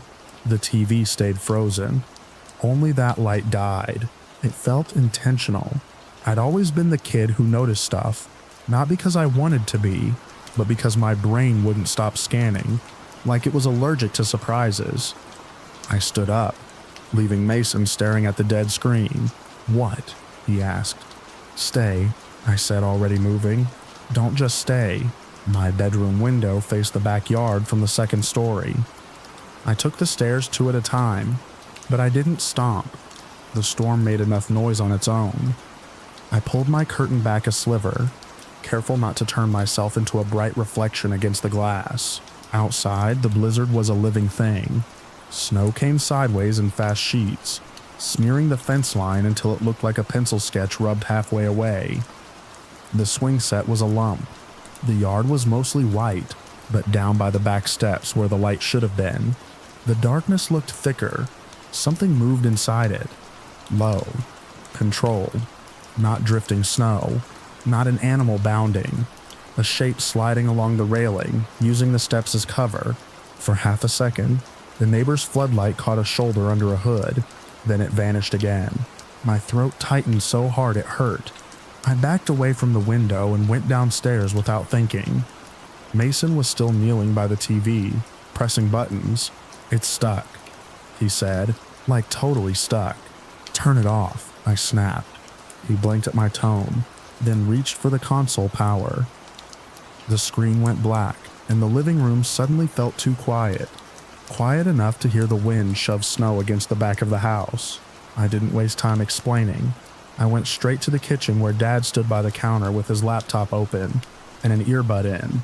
"Dad," I said, "there's someone in the backyard." He turned, and the look he gave me made my stomach twist. He wasn't amused. He wasn't dismissive. He was measuring my face, my voice, the difference between a kid spooked by a storm and a kid who actually saw something. "Where?" he asked. "By the back steps," I said. "The yard light just went out." Dad's jaw flexed once.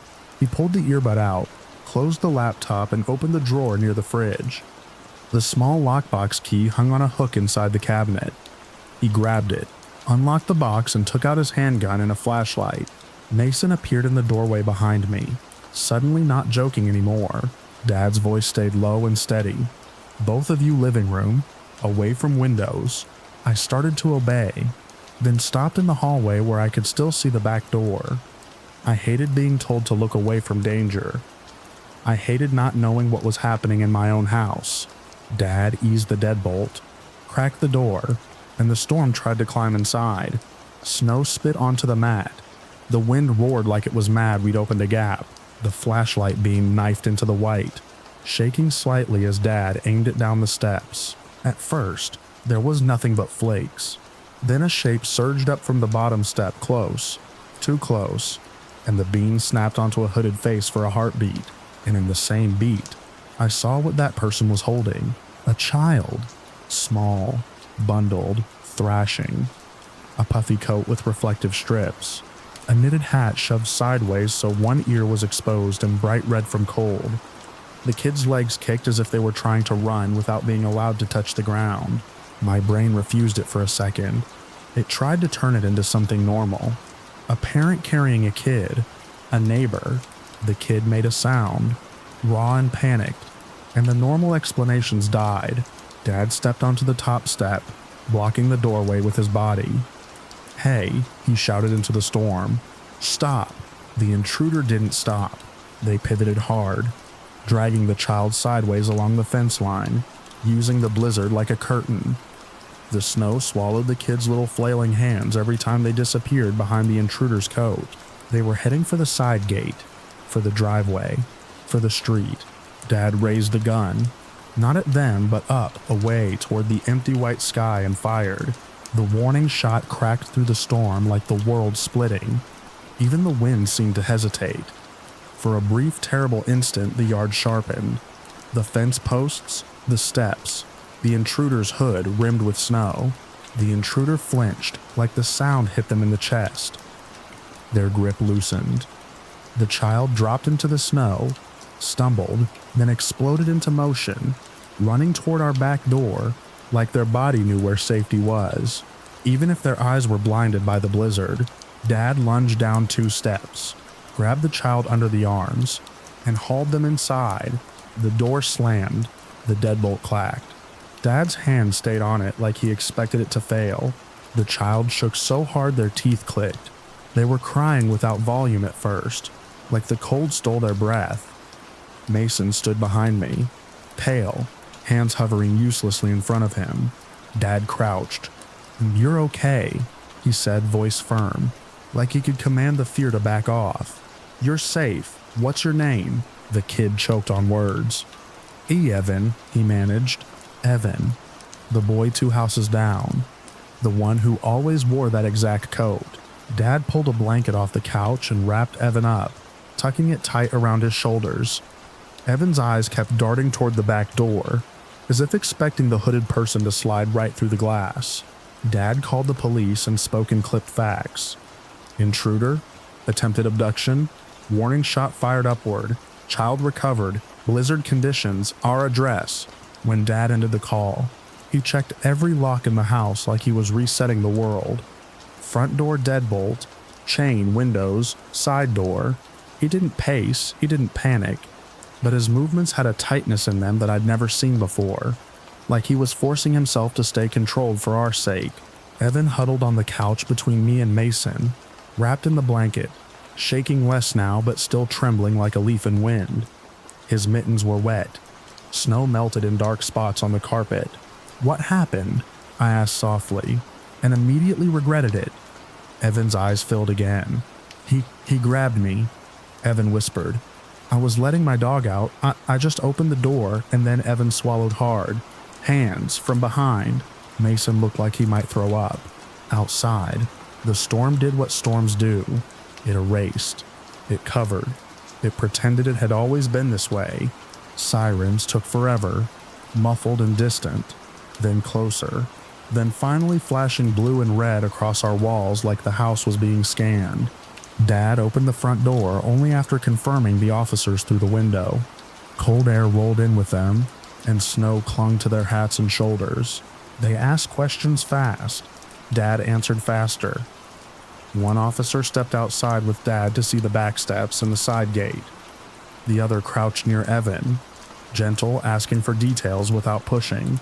Evan couldn't give much. A hood, a smell like wet fabric, no voice, no face, just the grab, the pull, the snow in his eyes, and then my dad's gunshot like thunder saving him. The officers came back inside with grim expressions. The side gate latch had a fresh scrape, and the switch box for the backyard light, someone had flipped it off. Not the storm. Someone. They canvassed the street, knocked on neighbors' doors, asked about cameras. The blizzard made everything harder. Snow piled on porch steps faster than people could shovel. Tire tracks disappeared behind falling white. Any footprints in our yard had already softened into nothing. Evan's parents arrived like they'd been launched out of a nightmare. Faces red, hair wet with snow, eyes frantic. Evan bolted into his mother's arms, sobbing now that he'd found the right person to fall apart with. His father thanked my dad in a broken voice that didn't sound like the man I'd seen mowing his lawn last summer. When they left with Evan, the house felt wrong, too quiet, too warm, like we'd stolen comfort from the night, and it might come back demanding repayment. The police took my statement next. I told them exactly what I'd seen from the second-story window. A low figure by the back steps, movement under the railing. No guesses, no dramatic extras, just the facts that mattered. After they left, Dad sat at the kitchen table with his hands wrapped around a mug he hadn't drunk from. He stared at the steam like it could tell him something. Mason's parents came to get him as soon as the roads allowed. Dad walked him to the car with the flashlight, sweeping the beam across the yard like he didn't trust any shadow anymore, even ones made by snowdrifts. When the front door shut behind Mason, I went upstairs. I stood at my window again, curtain barely open. The storm was still thick, still angry, still hiding the world. The backyard light stayed off, leaving the back steps swallowed in black. The fence line vanished and reappeared.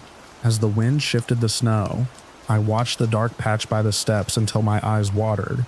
I didn't see the intruder again, but that didn't help. Because now I understood something I hadn't before. A blizzard isn't just weather. It's cover. It's silence. It's an eraser that gives the wrong kind of person permission to move without being seen. Unless someone looks out at the exact right moment and refuses to look away.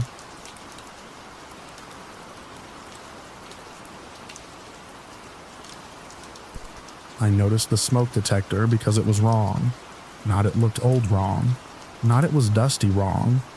It was the kind of wrong that makes your eyes keep returning to it even while you're unpacking. The living room ceiling was fresh white, the paint still sharp around the edges of the recessed lights. The detector, though, sat a shade darker, like it had been swapped from another house.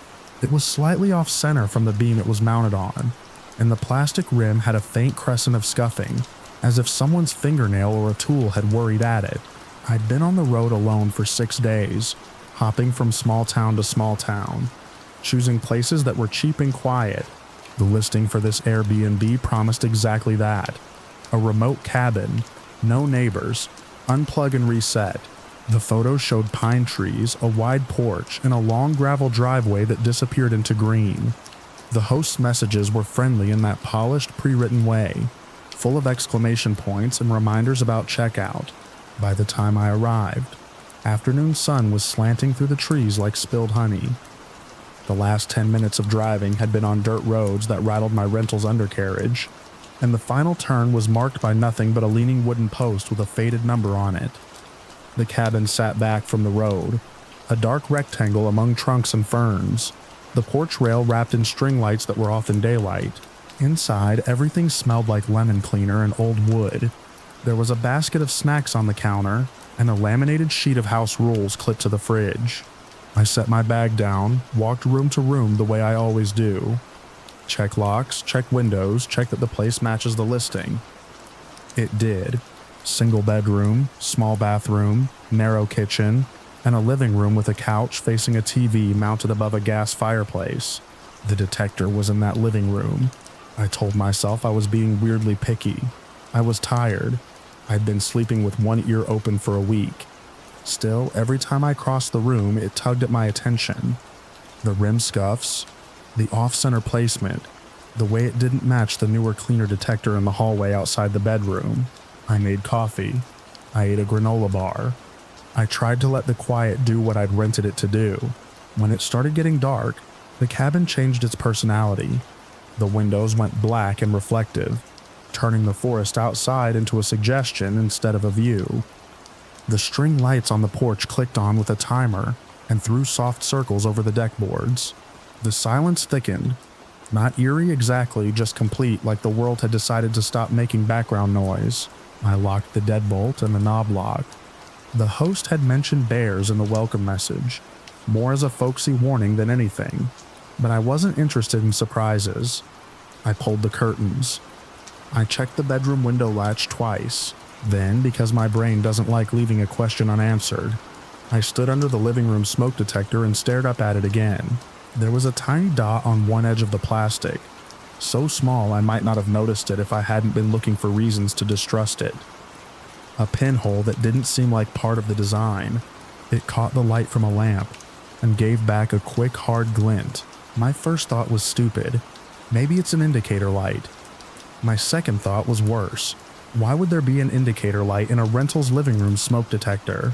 I dragged a chair from the dining nook and set it under the detector. The chair legs scraped loudly on the floor, an ugly sound in the quiet. I climbed up and pressed the test button. It shrieked, the alarm so sharp it vibrated in my teeth. I winced and jabbed at it again until it stopped. The pinhole stayed dark. I lowered my face closer. I could see into it just enough to feel my stomach tighten. It didn't look like a molded vent. It looked like a lens. I climbed down, stood there for a second, and listened to my own breathing. I was alone in an unfamiliar cabin, and the only sound was the refrigerator cycling on in the kitchen. I grabbed my phone and turned on the flashlight. Back up on the chair, I angled the light across the detector's surface. The pinhole flashed again. There, under the plastic, was a small circle of glass. The air in my chest went thin. I've traveled solo long enough to know what paranoia feels like. This wasn't it. This was the moment something you don't want to be true becomes specific. My hand shook as I reached up. The detector twisted a few degrees and stopped, like it was secured differently than the others. I turned it harder. The base resisted, then gave with a soft plastic click. The whole unit came free into my hands. It was heavier than it should have been. The wiring wasn't what I expected either. I'd replaced a smoke detector in my own apartment once. It had a simple harness plug and a broad plastic mount. This had extra pieces inside the housing, a small circuit board tucked behind the battery compartment, a micro SD card slot, A tiny antenna wire coiled like a spring. For a second, I just held it, staring, trying to make it not what it was, trying to force a reasonable explanation into place. There wasn't one. I stepped down from the chair carefully, like the detector might explode if I moved wrong. My phone light made harsh shadows on the ceiling where the mount plate was still attached. I could see 2 small screws that looked newer than the rest, their heads clean and bright. My mind ran ahead of me, fast and unhelpful. How long has it been there? Who's watching? Is it live? Is there another one? Bedroom? Bathroom? I walked into the hallway and looked up at the detector there. It was normal. No pinhole, no scuffs. I reached up and pressed the button. It beeped a polite, ordinary beep. In the bedroom, there was no ceiling detector, just a small one in the hall. In the bathroom, no detector at all. That should have been reassuring. Instead, it narrowed the intent. Living room only, aimed at the couch, at the open space, at the place where someone would change clothes without thinking, or nap, or take a phone call, or exit. I set the detector on the kitchen counter like it was a dirty dish. I didn't want near anything else. My palms left damp prints on the plastic. I wiped my hands on my jeans and felt suddenly exposed, even though the device was in front of me and not above my head. I didn't sit down again. I started moving through the cabin with my phone held up, scanning corners, the TV, the little decorative clock on the wall, the bookshelf with board games, the vent above the stove. I looked for anything that didn't belong, anything with a pinhole, anything aimed at eye level. The more I looked, the more the cabin felt staged. The basket of snacks, the folded towels, the cheerful laminated rules, all of it a set dressing for something else. I opened the Airbnb app and pulled up the host profile. A smiling couple in the photo, standing in front of a lake with a canoe. The account had dozens of reviews. So quiet, perfect getaway. We love the privacy. My throat tightened on that last one. I read the reviews differently now, seeing the gaps between their words. How many people never noticed? How many noticed and said nothing? How many noticed and were too embarrassed to admit it? I tried calling the host through the app. It rang and went to voicemail. The recorded greeting was cheerful. I ended the call without leaving a message. Then I called the local non-emergency line. The operator who answered sounded sleepy, but professional. I gave the address from the listing, stumbling over the road name because it wasn't on any of the signs. I told her I'd found what looked like a hidden camera inside a smoke detector. There was a pause long enough for my skin to prickle. "Are you safe right now?" she asked. "I'm alone," I said. "In the cabin. Is anyone there with you?" "No." "Is the device still powered on?" I took it down. "It has a battery. There's a card slot. I don't know if it's transmitting." Another pause. Keys clicking faintly in the background. "Do you have cell service?" "Barely," I said, and watched the little bars on my phone as if they might abandon me. "Okay, I'm going to have a deputy contact you. If you feel in immediate danger, call 911. I should have left right then. I know that. It's easy to say it now, sitting somewhere safe, making sense of it in hindsight. In the moment, my brain grabbed onto the idea of evidence like it was a life raft. If I drove away, if someone came back and found the cabin empty, would they remove everything and deny it? Would the device disappear? Would it turn into my word against theirs? I didn't want it to turn into nothing, so I stayed. But I didn't stay the way you stay in a rental. I put my shoes on and kept them on. I gathered my keys in my wallet and slid my phone charger into my pocket. I pulled my bag into the living room where I could grab it in one motion. I turned on every light in the cabin until the windows were bright mirrors. I set the smoke detector camera in the sink and dropped a metal mixing bowl over it like a lid. I didn't know if that did anything, but it made me feel less like I was staring at an open eye. Then I waited. The cabin felt smaller with all the lights on, like the walls were pressing inward. Outside, the forest stayed black. The porch string lights glowed faintly, tiny moons in a row. Every time the refrigerator hummed or the heater clicked, my muscles tightened. I tried to keep my breathing steady. I didn't want to spiral. I didn't want to imagine a person in another room, headphones on, watching me pace. I didn't want to imagine a feed, a hard drive, a folder with dates. At some point, my phone buzzed with a low battery warning because my flashlight had been on so much. I plugged it in and watched the cord as if it were a tether. Time dragged. I checked the clock on the microwave, midnight. Then 1, then 2. At 2:47 a.m., I heard gravel shift outside. The sound was unmistakable in that place. A car tire crunching on stones. Slow, controlled. Not a deer, not wind. A vehicle. I froze in the kitchen with my hand on the counter. The lights inside the cabin made the windows impossible to see through, but I could see the porch glow reflected on the glass. Beyond that reflection, nothing. The crunching stopped. Silence returned, heavier than before, as if the forest was holding its breath with me. I moved toward the living room window in short steps, staying low. The curtain wasn't fully closed. There was a small gap at the side where the fabric didn't quite meet the frame. I leaned close enough to look without making the curtain shift. Headlights were off, but the shape of a vehicle sat in the driveway, just beyond the porch light's reach. Dark paint, tall profile, a pickup or SUV.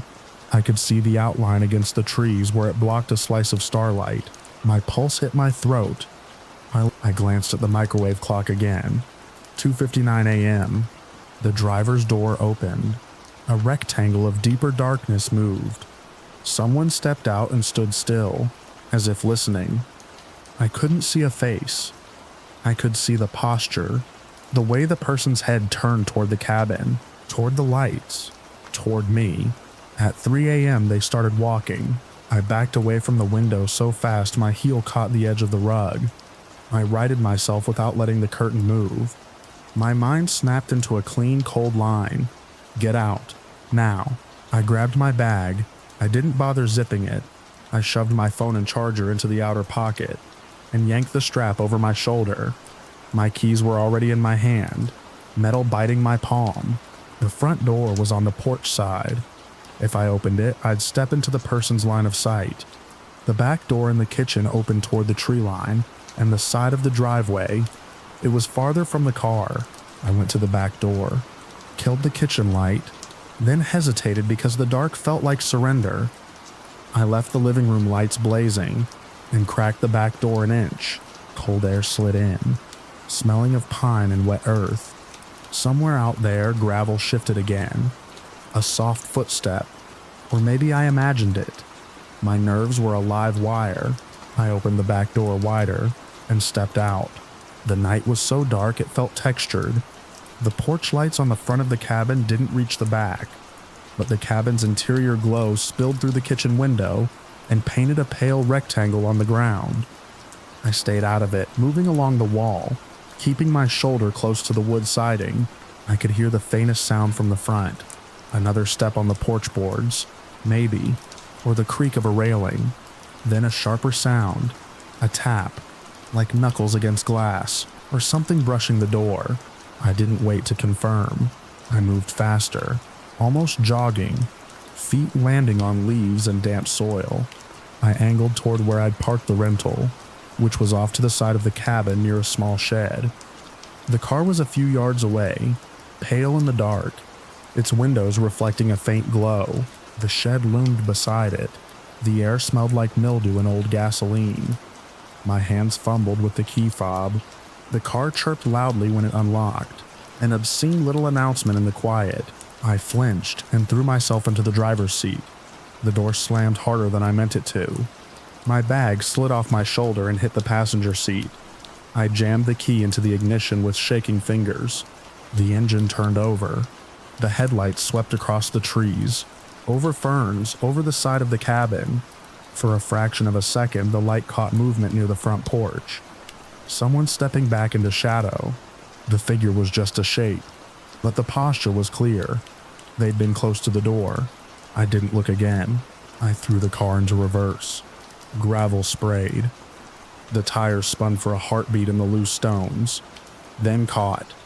I backed hard, then swung the wheel and shot forward down the driveway. headlights bouncing wildly as the car hit ruts. Branches reached in from both sides, clawing at the light. The cabin disappeared behind me, swallowed by trees. In the rearview mirror, I saw darkness and nothing else. No headlights following, no taillights, just the empty tunnel of road. I didn't slow until I hit the paved highway, and my hand stopped trembling enough to keep the car centered in the lane. I pulled into a gas station that was miraculously open, the kind attached to a convenience store with bright fluorescent lights and a bored cashier. I parked under a camera right in front of the building and sat there breathing hard until the inside of the car stopped smelling like adrenaline. Then I called 911. My voice sounded wrong to my own ears, too calm and too high at once. I told the dispatcher I'd found a hidden camera in my Airbnb and that a car had pulled into the driveway at 3 a.m. I told her I'd left and was now at the gas station on the highway. I gave the cabin address again. I gave the listing name. I gave the host's name. A patrol unit met me there 20 minutes later. The deputy was a middle-aged man with tired eyes and a calm, steady way of moving. He took my statement in the parking lot while I stood under the harsh lights. My arms wrapped around myself more for grounding than warmth. I showed him the photos I'd taken of the smoke detector's insides, the SD card slot, the circuit board, the screws in the ceiling mount. He didn't react the way people do when they think you're exaggerating. His jaw tightened once, and he asked careful questions. Where exactly it was mounted, whether I'd touched anything else, whether I'd seen anyone, whether I recognized the vehicle. He asked me if I still had access to the cabin. I said yes, the booking was for 2 more nights, but I wasn't going back. I don't want you to, he said, plain and final. Another deputy went to the cabin, while the first stayed with me. They told me not to contact the host again. They told me to screenshot the listing in all messages. They told me to save my photos and not to post anything online yet. In the early morning, while the sun was still a rumor behind the horizon, the deputy returned and said they'd recovered the device from the cabin and documented the mounting. He didn't give me details about what was on the card. He said that would be handled as evidence. I filed a report. I signed papers. I answered the same questions again because the details mattered. I sat in the lobby of the small sheriff's office with a vending machine humming behind me, staring at my hands and trying to make them stop shaking. When I finally drove away from that county, the sky was full daylight, and the roads were busy with ordinary life. People heading to work, trucks hauling supplies, kids in the back seats of cars. The normalness of it made the night feel unreal, like something my mind had invented to entertain itself. But then my phone buzzed with an email from Airbnb acknowledging my complaint, and later another one confirming the reservation was canceled, and a safety investigation was underway. The language was careful and distant, like it was describing a problem with plumbing, instead of a person's eye hidden in my ceiling. Weeks after, I still caught myself looking up in every room I entered. Hotel ceilings, coffee shop corners, the round plastic shells of smoke detectors in friends' houses. I'd never paid attention to them before. Now I saw them the way you see a locked door after you've once found it open. The last image I have of that cabin isn't the porch lights or the pine trees or the pretty listing photos. It's the small glint of a lens inside a piece of white plastic, waiting patiently above a couch for someone to stop being careful.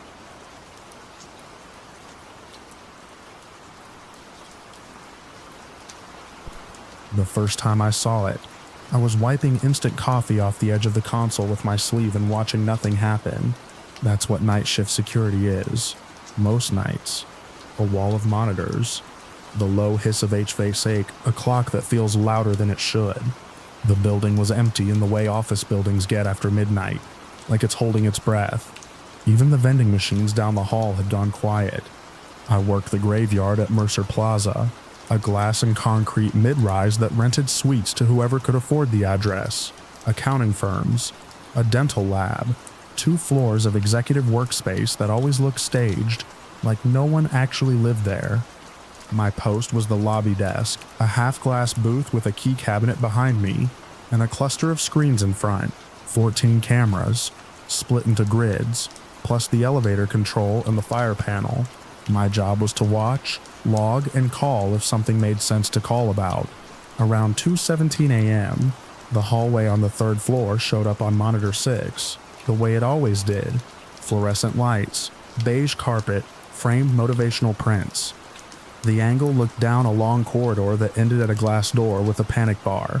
To the left, office suite doors with little brushed metal plaques. To the right, the wall. Empty. I knew that hallway. I'd walked it every round I'd ever done. And it had a slight sag in the carpet near Suite 312, where someone once rolled a copy machine too hard. If you didn't know it, you'd miss that dip. If you did know it, you'd always see it. I'd been doing the job long enough to see the usual lies cameras tell. Shadows that look like movement. Compression artifacts that smear a person into a block. Bugs that crawl across the lens and make it look like a hand reaching in. I'd seen reflections do weird things in the elevator doors. I'd seen the night cleaning crew's mop head wander through frame like a pale animal. This wasn't any of that.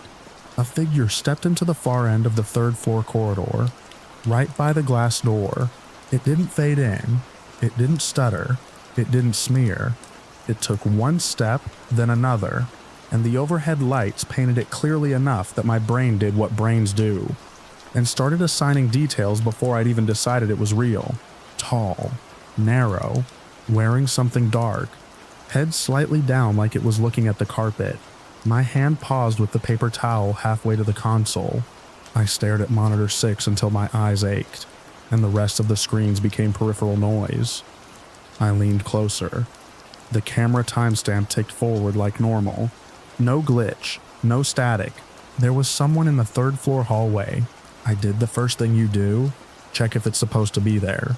The schedule log for cleaners was pinned under a magnet, and the contracted crew only did nights on Tuesday and Friday. This was Sunday into Monday. The building engineer Dale sometimes came in early for a boiler inspection, but he always used the staff entrance and he always called the desk because he liked to joke about me guarding the kingdom. My radio was silent. The lobby doors had been quiet for hours. The motion sensor over the main entrance hadn't tripped since 11:46 p.m. when the last late worker left with a laptop bag. I pulled up the access control software and filtered for the last hour. No badge swipes on 3rd floor. No elevator calls from lobby to 3. Nothing. The figure on monitor 6 moved deeper into the hallway, passing the motivational prints. It walked like it knew where it was going. Not like someone sneaking. It wasn't hugging the wall, wasn't pausing to check doors, just walking at a steady pace toward the camera, toward the center of the floor, toward the elevator bank, toward the stairwell that led down to the 2nd floor, then the 1st, toward me. I felt that familiar tightening in my chest that comes when a quiet job threatens to become a dangerous one. I slid my chair back and stood, stretching without thinking like I could make myself taller against whatever was on that screen. My radio was clipped to my belt. I thumbed it on. Control to roving, I said, and my own voice sounded too loud in the booth. We weren't supposed to have only one person on at night, but budget adjustments had been the story for months. It was just me.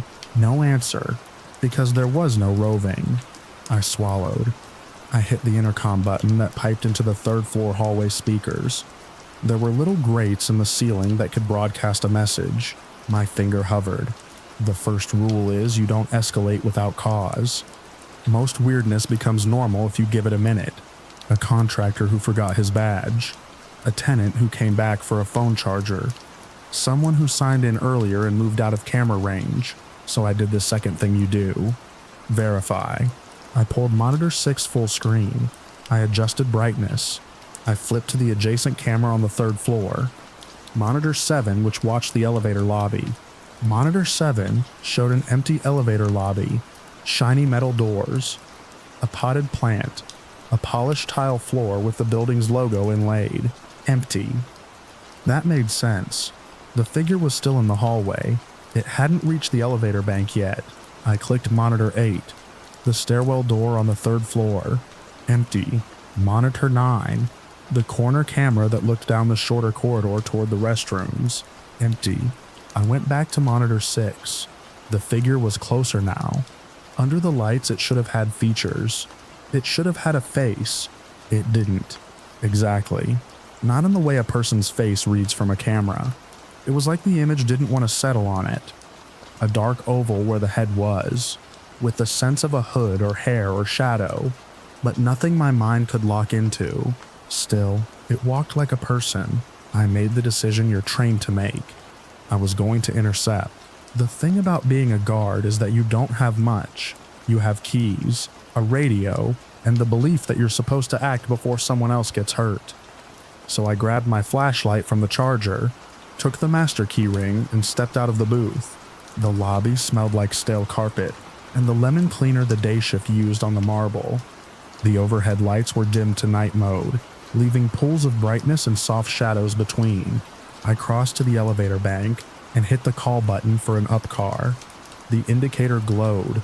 Somewhere above, machinery hummed. While it did, I watched the lobby doors. The glass reflected me back. A man in a cheap uniform, a badge that said security, a tired face. The elevator arrived with a soft chime. The doors opened on an empty mirrored box. I stepped in, thumbed 3, and held the flashlight down at my thigh like it was more than it was. The doors closed. The elevator rose with that smooth, slightly nauseating glide. The panel lights flickered once, a normal little hiccup. I told myself it was normal. When the doors opened on the 3rd floor, the air was cooler, as if that level never fully warmed. The lights were bright and flat. The elevator lobby was empty, just like Monitor 7 had shown. I stepped out and listened. No footsteps, no breath, no distant shuffle.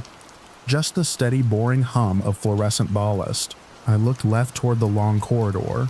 That was the hallway for Monitor 6. From here I could see the framed prints along the wall, the sag in the carpet near Suite 312, the glass door at the far end, empty. No figure, no dark shape, no person. My first thought was relief. My second was irritation at myself. Cameras are cameras. Maybe it was someone who ducked into a suite. Maybe I'd missed a door opening because I'd been staring at the wrong screen. Maybe it was nothing. Then my radio crackled. Not with a voice, but with the brief sharp burst of interference you get when you walk under certain power lines. It crackled again. As I took a step forward into the corridor, I stopped.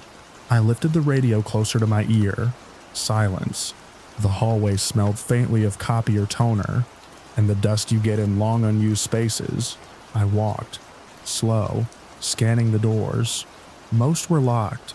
Tenants had their own keys, and they liked to keep the outside doors shut. The plaques listed names: Benning and Cole, Harris Dental Lab, Greenfield Consulting. I put my ear near one door, listening for movement inside. Nothing. At the point where the carpet dipped, I paused and shone my flashlight down. The beam made the beige fibers look like tiny bristles. No footprints, no scuffs. Fresh enough to matter. I kept going. Halfway down the corridor, I glanced back at the elevator lobby. It sat behind me like an open mouth, waiting. At the far end by the glass door, I checked the crash bar. It was locked. The door led to a small exterior landing, and then a fire stair down the outside of the building. You could only open it from inside with a bar. From outside, it was key only. I tried the handle. Solid. No one could have stepped in from outside without a key, which meant if the camera had shown someone entering there, it would have been impossible. I stood under the glass door and felt my skin tighten. Not from cold, but from the sense that I'd walked into the wrong part of something. The building was quiet, but it wasn't the calm quiet from before. It was a quiet that seemed to focus on me. I forced myself to do the practical thing. I keyed my radio. Desk. I'm on 3, I said, because procedure said you always log your location, even if you're talking to nobody. Checking corridor. Cameras show movement, but I've got eyes. I stopped. There was no point finishing a sentence that sounded crazy. I turned and started back. My footsteps were the only sound. Soft on carpet. The fluorescent lights didn't flicker. The framed prints didn't sway. Nothing changed. When I reached the elevator lobby, I didn't get in. I didn't want to be trapped in that box if someone was actually on the floor and I just hadn't seen them yet. Instead, I went to the stairwell door. The third-floor stairwell was a heavy steel door with a narrow wire glass window. I pushed it open, stepped into the concrete stairwell, and let it shut behind me with a soft thud. The stairwell smelled like cold cement and old paint. The light was harsher here, a single fixture on each landing. I started down. As I descended, my radio cracked again. It got worse on the second-floor landing, a constant faint hiss that made the hair on my arms rise. I stopped and looked at the door to the second floor. The wire glass window showed darkness beyond. The second-floor lights were on night mode too, but from here I could only see a dim hallway. I pressed my ear to the door. Nothing. I pushed it open. The second-floor corridor was empty. It was shorter than the third. Different tenants. Different carpet pattern. Still, it had that same office smell and the sense of being designed for people who were not here. I closed the door and went down to the first. Back in the lobby, I returned to the booth and sat down too fast, as if the chair could anchor me. Monitor 6 still showed the third-floor hallway, and the figure was there. Not near the glass door anymore. Closer. Much closer. It was moving faster now, not walking. Its arms were pumping at its sides. It was running straight down the corridor toward the camera, toward the elevator lobby. I stared at it, my mouth slightly open, and my mind tried to reconcile what I'd just seen with what the screen insisted was happening. I'd been in that hallway. I'd stood under those lights. There had been nothing. No one, no sound, but the camera showed the figure gaining ground. The image didn't blur the way running people blur. It stayed crisp enough to be wrong. I snapped my gaze to Monitor 7, the elevator lobby on 3. Empty. Monitor 6. The figure. Running. Monitor 7. Empty. I flipped to Monitor 8. Stairwell door on 3. Empty. Monitor 6. The figure was almost at the camera now. I could see the dark shape of its shoulders, the swing of its arms, the way its head stayed down, as if it was looking at the floor, but didn't need to. Something cold slid down my spine. Not fear alone, the specific panic of something that doesn't obey the rules you rely on. I grabbed the mouse, pulled up the camera playback, and rewound 30 seconds. The figure rewound with it, running backward down the corridor. I played it forward again. It ran forward again. Real recording, not a live glitch. I checked the timestamp. It matched. Live. The elevator control panel showed no calls to 3. No door opens. Nothing. My first impulse was to call police. My second was to call the building engineer. My third was to do what my body was doing without my permission. Stand up and back away from the monitors like they were a window, and something was outside it. The figure reached the end of the hallway on Monitor 6, close enough to fill most of the frame. Then it did something that made my throat close. It lifted its head. There should have been a face then, even a blurry one.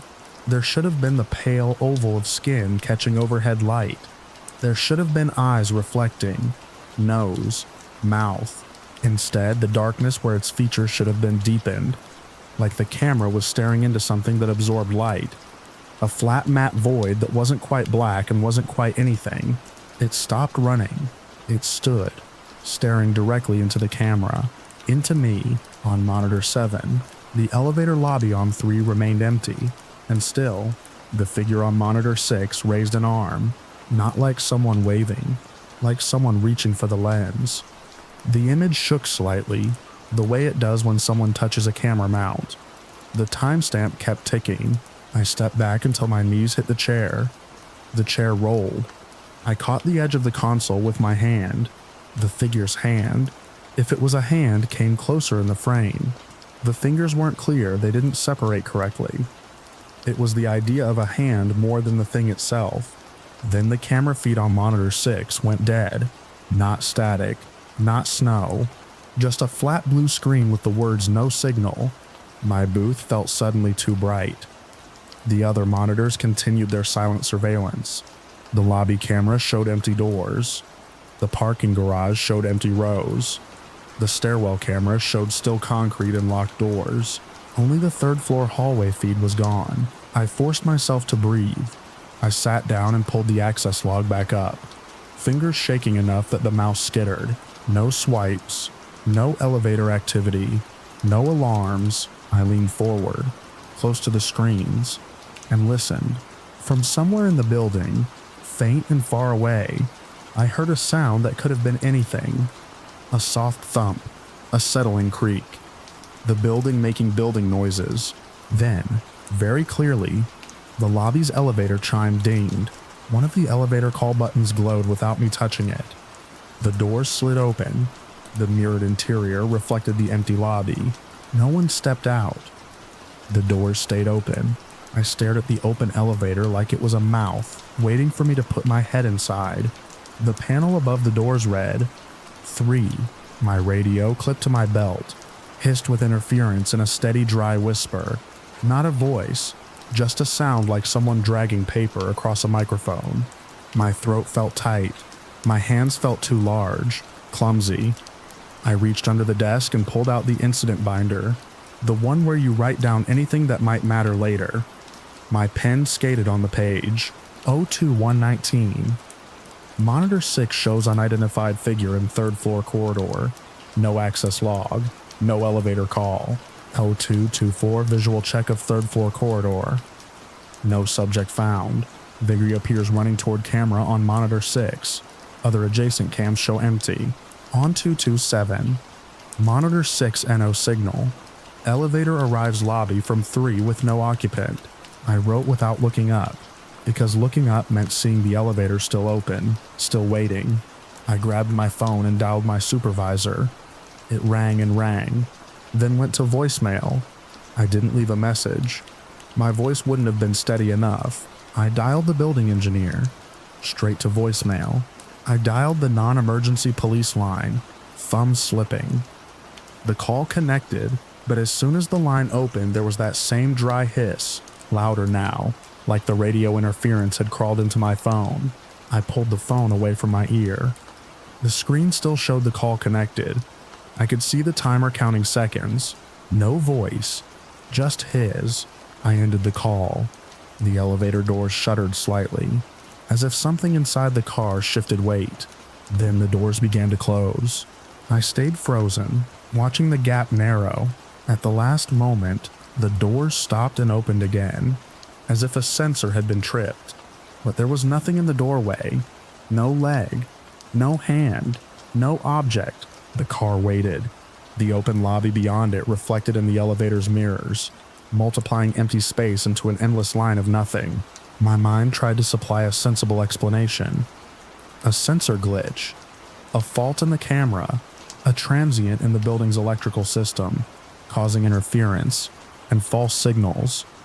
I'd been tired. I'd had too much coffee. I'd been staring at screens too long.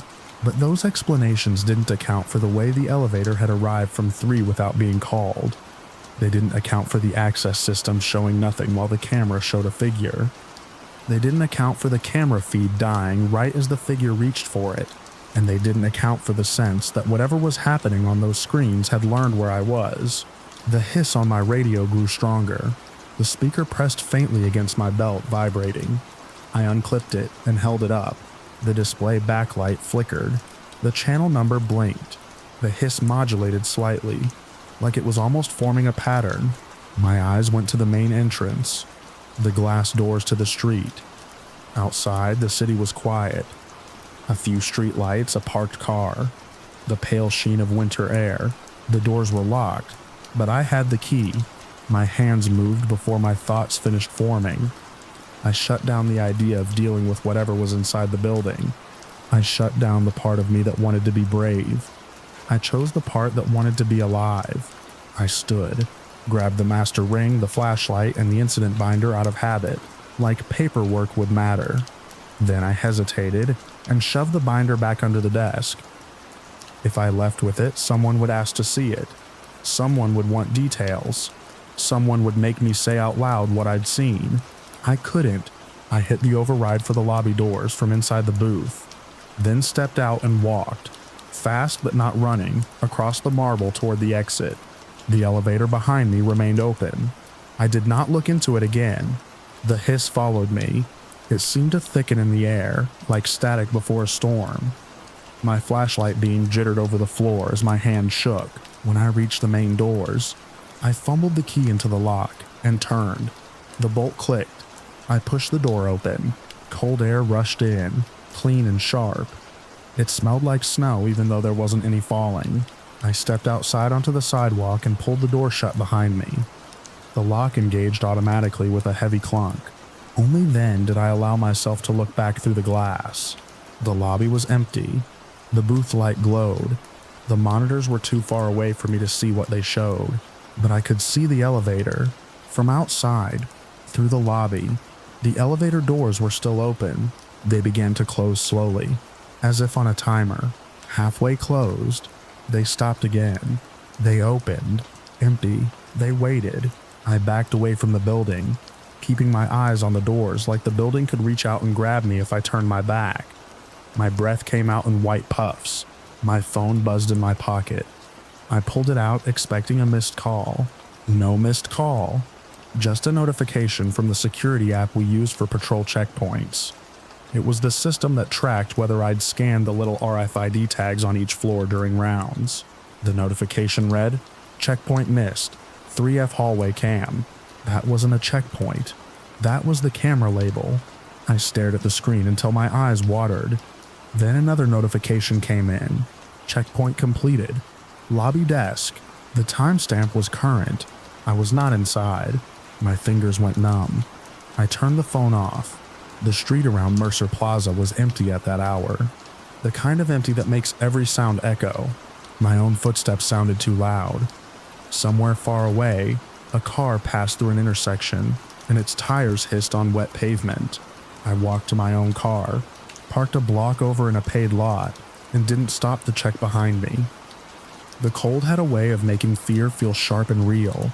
Inside the car, I sat with the engine off and watched the building through the gap between parked vehicles. Mercer Plaza stood there like it always did. Lights dimmed, windows dark.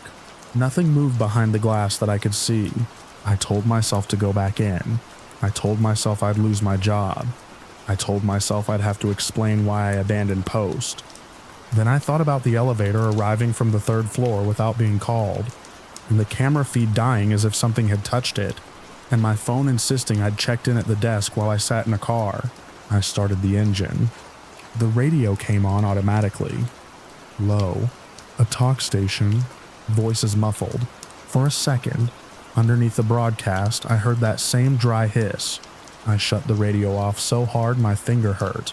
I drove to the nearest all-night diner, because it was open and lit and had people. I sat in a booth under fluorescent lights and drank bad coffee and stared at the sugar packets. I didn't talk much. I didn't call anyone. I waited until morning because I didn't know what else to do. At 7:05 a.m., my supervisor finally called, angry and confused. I told him there was an equipment issue, and I stepped out to call for support. I told him the elevator had been acting up. I didn't mention the figure. I didn't mention the face that wasn't a face. I didn't mention my phone logging me in while I sat outside. He told me to meet him at the building. When we went in together, everything looked normal. The 3rd floor hallway camera was back online. The feed showed the corridor empty, bright, beige, unchanged. No dead signal, no shake, no hand reaching for the lens. We pulled footage from the DVR. The recording from monitor 6 for that time window was there, but it was corrupted. Not blank, not erased, just blocks of digital noise, the kind you get when data drops out. Except for one clear segment. The 3rd floor corridor empty, and then a single frame where a dark shape stood at the far end by the glass door. One frame. Then, noise again. My supervisor laughed in the way people do when they want you to laugh too. He called it a compression hiccup. He said the elevator probably had a sensor fault. He asked if I'd been sleeping on shift. I told him no. Later, when he walked away to talk to the building manager, I sat at the desk and opened the incident binder. Someone had added a line in my handwriting. FIN228, subject in lobby. Under it, on the next line, a single notation that wasn't mine, and wasn't a code we used, written carefully as if someone wanted it to be read. Reference, my pen lay in its holder, capped. My hands were empty. I didn't tell anyone about that line either. If I did, it would become another joke, another story about the guard who spooked himself. I quit 2 weeks later, told them I'd found something closer to home. That was partly true. Home felt like the only place that still belonged to me. Sometimes, when I wake up in the middle of the night and the house is quiet, I look at my phone screen in the dark. I keep the brightness low. I check that it's really in my hand, really responding to my touch. And I think about that hallway on the 3rd floor, the sag in the carpet, the bright flat lights, and the way a figure can exist on a monitor without existing in the world. I don't know what it was. I don't know how it moved through signals and screens like they were doors. I only know that it learned where I sat, and it tried to close the distance in the only way it could, by running straight at me through the feed until there was nothing left between us, but glass and a blue screen that said no signal.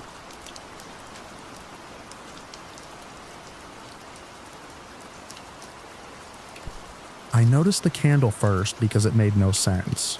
It was a clean, steady flame in the middle of an abandoned hospital on the 3rd floor of a building that had been boarded up since I was in high school. The rest of the place was what I expected. Drywall sagging like wet paper, tiles popped up in jagged teeth, and the stale, sweet, sour smell of old antiseptic baked into everything. But the candle sat on a metal tray like someone had set a table, and the wax was still warm enough that it looked glossy. I should have turned around right then. Instead, I did what I always do when I'm out exploring. I tried to explain it away. Maybe someone had been here earlier. Maybe it was a prank. Maybe the wind had kept it burning. Every excuse landed wrong, and I kept walking anyway. That's the thing nobody tells you about urban exploring. People think it's about ghosts, or adrenaline, or trespassing for content. For me, it was always simpler. I liked forgotten places because they were honest. They didn't pretend. They wore their damage on the outside. You could look at a cracked hallway and know exactly what time had done to it. This hospital didn't feel honest. We parked a couple blocks away, down a side street where the streetlights worked, but didn't reach the curb. The 3 of them were already excited in that loud, brave way people get when they're nervous and trying to hide it. Mason had the bolt cutters in a backpack like he was proud of them. Kira carried a flashlight big enough to double as a baton. Jonah, the newest addition to our little group, kept touching the strap of his camera bag and grinning like he'd finally been let into a club. I was the one who planned it. I'd found the building on an old municipal map and then confirmed it with my own eyes 2 days earlier.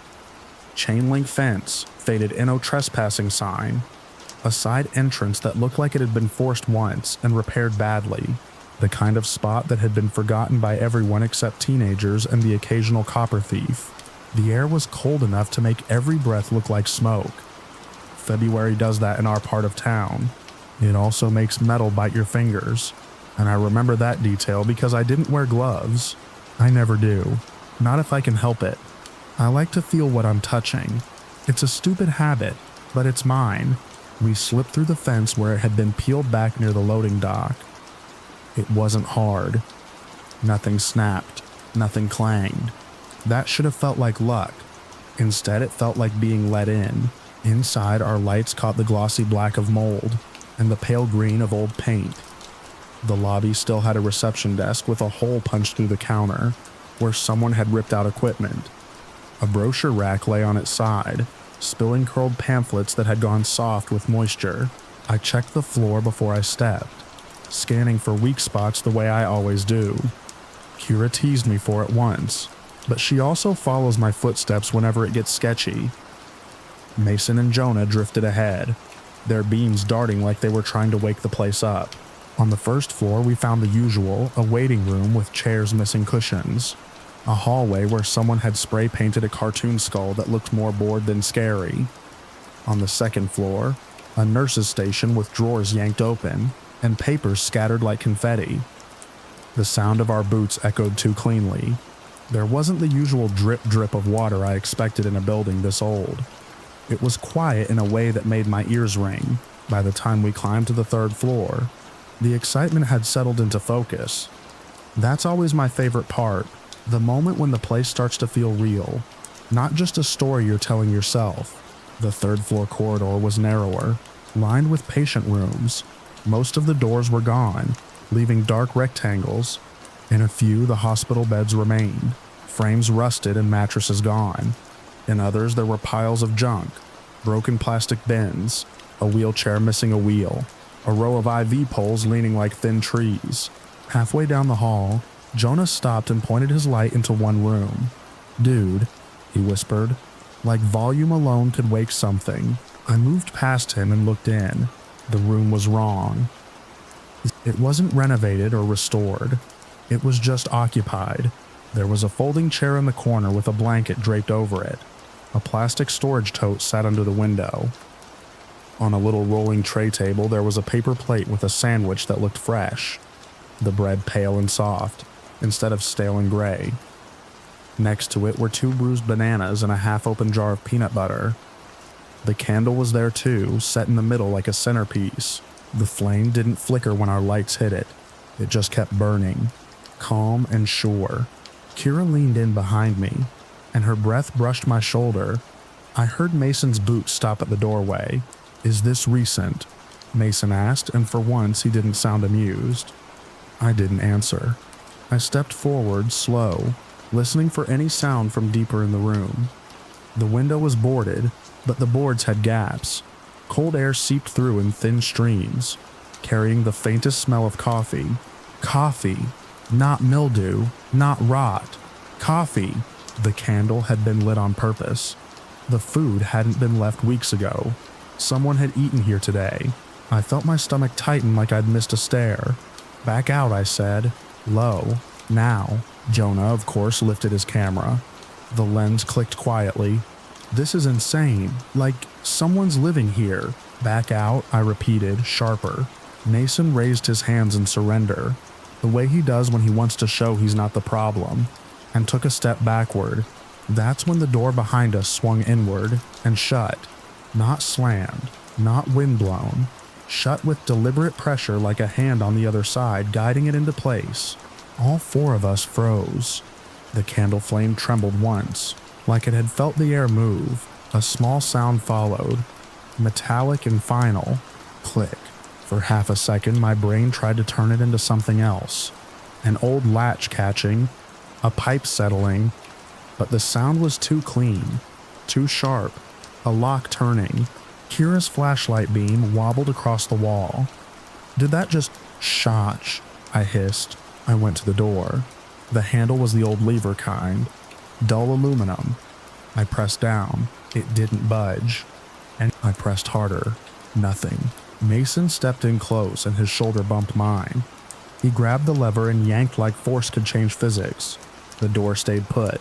Jonah's breathing got loud. Not sobbing, not panicking yet. Just that fast inhale-exhale you hear right before someone loses it. I put my ear to the door. The wood was cold. I could hear nothing on the other side. No footsteps retreating. No shuffling. No voice. Just the distant hum of a building settling, and our own pulse in our ears. Kyra swung her light around the room like she expected to catch a face behind the curtain. But there was no curtain, just a bare window and boards. "Okay," Mason said, trying to make it sound like a joke. "Very funny. Who's messing with us?" None of us answered, because none of us had moved toward the door before it shut. There hadn't been time. There hadn't been space. The hallway outside was narrow, and our lights had been pointed outward. If someone had been standing right there, we would have seen them, unless they'd been standing in the dark beside the frame. Unless they'd been waiting. I turned away from the door and forced my brain into inventory mode. Room size maybe 12 by 12. One window boarded. One door locked. No ceiling vent big enough to crawl through. The floor felt solid. "Look for another exit," I said. My voice sounded flatter than I felt. I didn't want fear to be the loudest thing in the room. We searched. Quick and clumsy. Mason yanked open the storage tote and spilled clothes onto the floor. Sweatshirts, socks, a crumpled knit cap. Kira checked the corner by the bed frame. Jonah swept his flashlight along the baseboards, like secret doors were a normal feature in hospitals. I went to the window. The boards were nailed from inside, not outside. Whoever did it had been in this room and wanted it closed off. I traced the nails with my fingers. Fresh metal. Some of the wood was new too. Not the same gray, splintering stuff in the hallway. Someone had been improving this room, making it theirs. On the tray table there was also a phone. An old prepaid model, screen dark. I picked it up. Dead. Or turned off. No signal anyway. These concrete buildings eat reception. Next to the phone was a set of keys with a blue plastic tag, the kind hospitals put on supply closets. The tag had writing on it in black marker. 3E, 3rd floor, east wing. It hit me then, sharp as the lock sound. This room wasn't random. It was a base. Whoever lived here had access to the building. Maybe not all of it, but enough. My flashlight beam crossed the plate again, and I saw something else. The sandwich had a bite missing. Not dried, not discolored. The bite mark was clean, the bread still springy around it. The person who made it had stepped away mid-meal. I set the phone and keys back exactly how I found them. I don't know why. Habit, maybe. Or some instinct that said, don't give them a reason. Kira stood near the door now, her light aimed at the crack under it. There's no light in the hall, she whispered.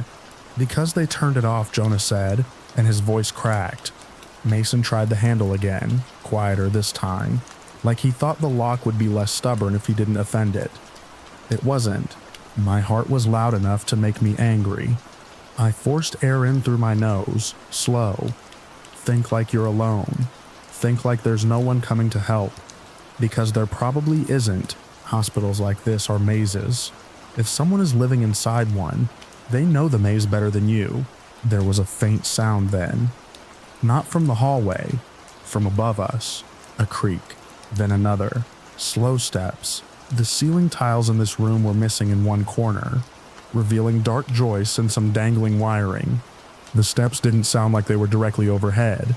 They sounded like they were moving along the corridor outside, but the acoustics bent it. Kira lifted her light to the ceiling, and her beam shook. The candle flame dipped, then straightened. I backed away from the door and motioned them closer with my hand. We huddled near the far wall, near the window, because it felt safer to be away from the entrance, even though there was nowhere to go. I could smell the food now. Warm bread and peanut butter. My body did something I hated. It took in the details like it was trying to make this normal. From the hallway came a small scrape, like something being dragged across tile. Then silence. Then a voice low and close to the door, like the person was leaning their mouth near the seam. Stay, the voice said. Just that one word. No yelling, no threat. A command delivered like instruction. Kira's eyes went wide. Jonah made a sound in his throat like he'd tried to swallow a scream. Mason, to his credit, didn't talk. He just stared at the door as if he could see through it.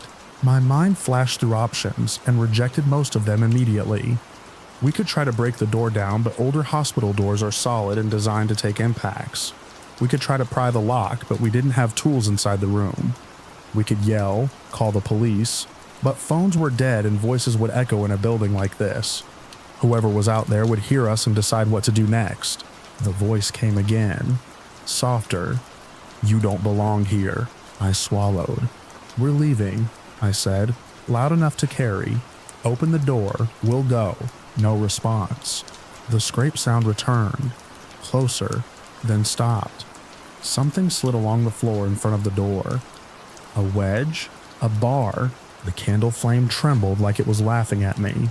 I looked at the others and made a decision that felt both stupid and necessary. If this person wanted us to stay, the worst thing we could do was sit and wait for them to get brave enough to open the door and do whatever they planned.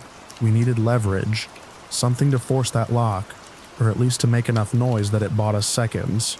My eyes landed on the metal tray table. It had wheels. The legs were thin but sturdy. I grabbed it, tipped it, and tested the weight. The top was metal, the kind that dents but doesn't shatter. Mason understood without me explaining. He lifted the bed frame, the empty skeleton of it, and dragged it across the floor. The sound was harsh, ringing. I didn't care anymore about stealth. Stealth was already dead. Kira picked up the folding chair and held it like a shield. Jonah clutched his camera bag, useless, and I saw his hand shake so hard he couldn't unzip it. On 3, I said to Mason, and I hated that my voice sounded like I'd done this before. I hadn't. I'd kicked doors during explorations when we got stuck in stairwells or found ourselves behind a jammed latch, but this was different. There was a person on the other side of this one. 1, I said. The hallway stayed silent, but I could feel presence through the door like heat. 2, I gripped the tray table and tightened my arms, ready to slam the edge into the area around the lock. The idea was to shock it, bend it, break something. It was a desperate plan, and I knew it. 3, we hit the door at the same time. Metal on wood, a violent crack. The door shuddered in its frame, but held. Mason slammed the bed frame again, and the whole room rang with it. The candle flame jerked sideways. From the other side, something thumped against the door in answer, hard like a body leaning into it, or a fist. "Stop," the voice snapped, no longer calm. "Stop, stop." We didn't. I struck again, and this time I felt something give. Not in the wood, but in the hardware. The lever rattled. The lock plate screamed in protest. Mason hit again, and a new sound cut through the noise. The thin, high snap of wood splitting near the latch. The door moved a fraction of an inch. Air pushed through the crack, carrying the smell of the hallway. Cold dust, old paint, and something sour like sweat that had been trapped in clothes too long. "Again," I said, and then I stopped wasting words. We hit the door until our shoulders ached and my palms stung from metal vibration. The door finally popped inward at the latch. Not open, but loose enough that I could wedge my fingers into the gap. Something shoved from the other side, slamming the door back toward the frame. My fingers got pinched and pain flashed white. I jerked my hand away before it broke. Kira stepped forward and jammed the folding chair into the gap like a brace. The chair legs squealed on tile, but it held. Mason rammed the bed frame one more time, and the door sprang open just enough for us to see the hall. My light cut through darkness and caught a shape moving away fast. Someone low to the ground, retreating like a crab, hauling something behind them. I saw a hood, a pale hand, and then nothing as they slipped around the corner. In front of the door, on the floor, was a length of chain and a metal padlock. Not attached to anything now, just abandoned in the rush. The person had planned to keep us in that room. They'd brought tools. "Go," I said. We pushed through the opening, shoving the chair aside, spilling into the hallway like we'd been held underwater, and finally found air. My flashlight beam jittered along the walls. The corridor looked different in the dark. Narrower, more alive. We ran. Not mindless sprinting, but fast, controlled, following the route we'd come, because it was the only map my brain trusted. My boots slapped tile. Mason's breath sounded like a saw. Jonah made small choking noises behind us. Kira stayed close, her light sweeping corners. At the end of the corridor, we hit the stairwell door and shoved through it. The stairwell smelled like damp concrete. The metal railing was freezing when my hand grabbed it. We descended too fast, half sliding, half running. Somewhere above us, a door banged. The sound traveled down the stairwell like a warning shot. On the second floor landing, I heard footsteps, not below us, but behind, up maybe, or on our level. The acoustics made it impossible to place. I didn't look back. I kept moving. We burst onto the first floor and crossed the lobby, our lights bouncing off the reception desk and the broken brochure rack. The front entrance was still blocked, boards and a chain, but I remembered the side door near the loading dock. I led without thinking, turning left, then right, through a corridor where the floor was littered with shattered glass. My boots crunched loud. I didn't care. I only cared about distance and daylight and the feel of open air on my face. At the loading dock, the side door was exactly where it had been. The padlock we'd cut earlier hung crooked, still defeated. I yanked the door open and cold night air rushed in so hard it made my eyes water. We spilled out into the alley and didn't stop until we reached the fence gap. Mason went through first, hauling himself like his life depended on it. Kira followed. Jonah stumbled, almost tripping, and I grabbed the back of his jacket and shoved him through. I went last. And as I stepped into the streetlight glow, I looked back. The hospital stood black against the sky. A block of windows like empty eye sockets. No one stood in them. No light moved. No silhouette watched us from the door. But the side door we'd just come through eased inward. Slow, like someone was pulling it closed carefully. Quietly, the way you would if you didn't want the latch to click too loud. I ran. We didn't talk until we were back at the car. Even then, it wasn't the kind of conversation you can put into neat quotes. It was swearing and breathing, and questions that nobody could answer. Jonah kept looking at his hands like he expected to see blood. There wasn't any. My fingers throbbed where they'd been pinched, and when I flexed them, pain shot up my forearm. Kira wanted to call the police. Mason argued against it, which is what he always does when he's afraid of getting in trouble. I surprised myself by agreeing with Kira, not because I wanted someone punished, because I didn't want the next group to walk into that room and find the candle and the fresh food and think like I did that it was just another weird detail in a dead building. We drove to a gas station with bright lights and cameras, and I used the clerk's phone to call it in. I didn't say we'd been exploring. I said we'd seen movement inside, signs someone was living there, that the building wasn't empty and the side entrance had been breached. I kept my voice steady. The dispatcher asked questions I answered as plainly as I could.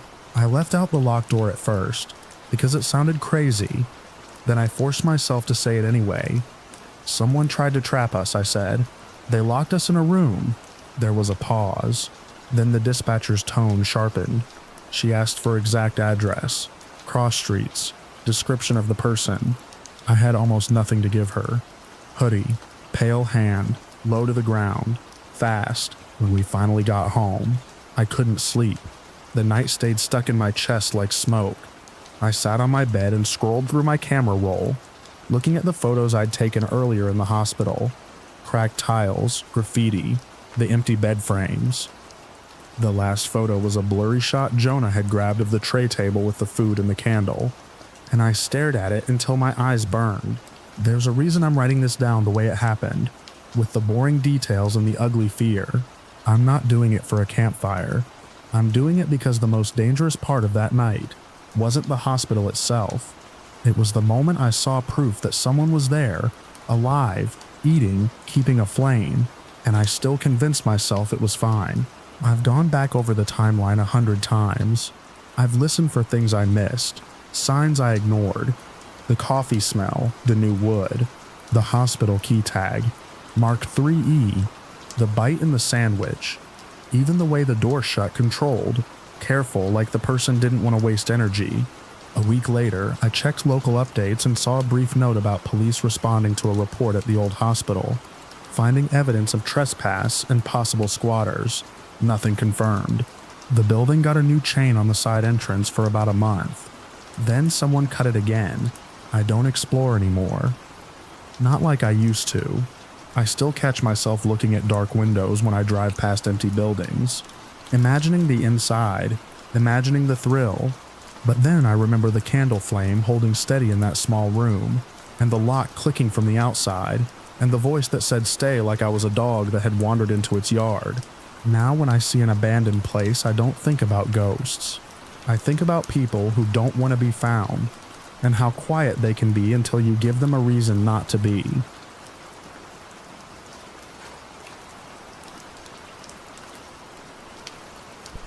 The first time I saw him, my wipers were losing a fight with freezing rain, and I was already late for work.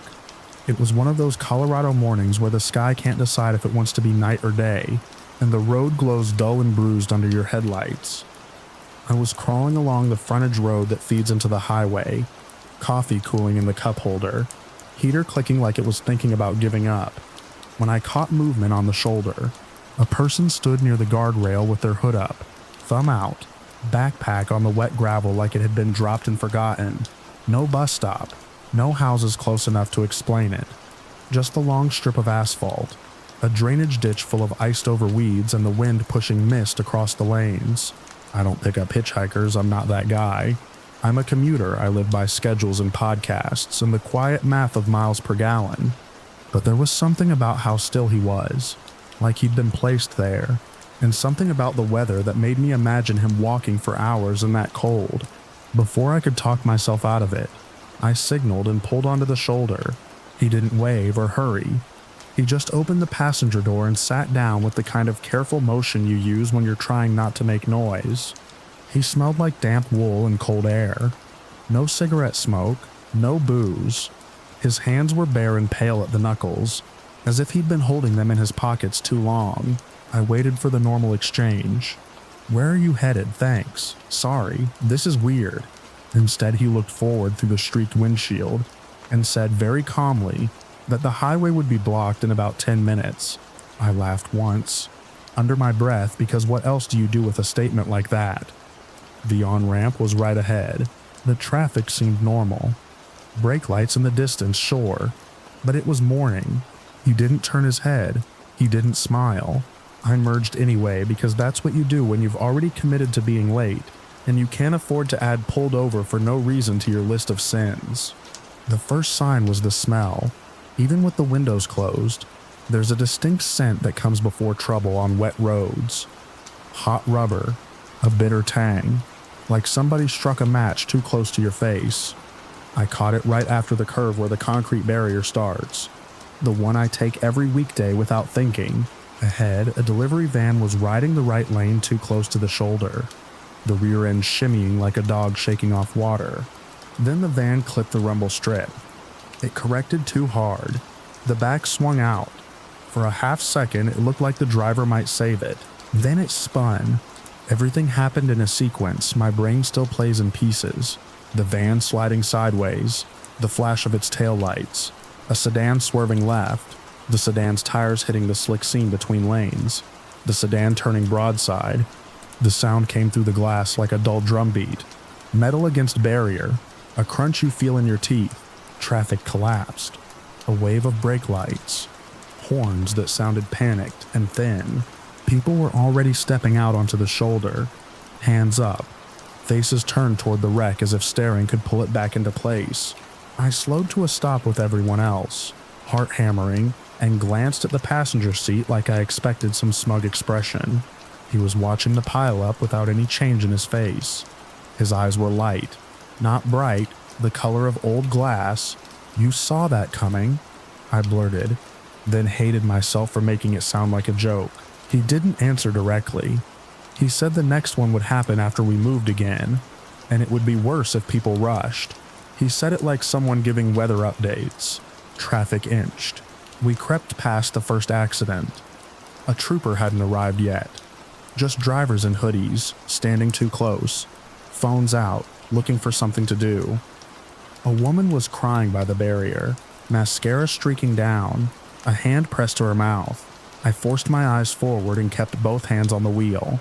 When we cleared the wreck, the highway opened up. Cars accelerated as if they could outrun what they'd just seen. The usual human trick, pretend it was someone else's problem. I told myself my passenger had made a lucky guess. The kind of vague prediction anybody could make in bad weather. Still, my palms stayed damp on the steering wheel. A few miles later, the drizzle thickened into something closer to sleet. The road surface darkened, glossy in patches. I slowed a little. Cars still flew past in the left lane, spraying gritty mist. My passenger shifted just enough that the seat fabric creaked.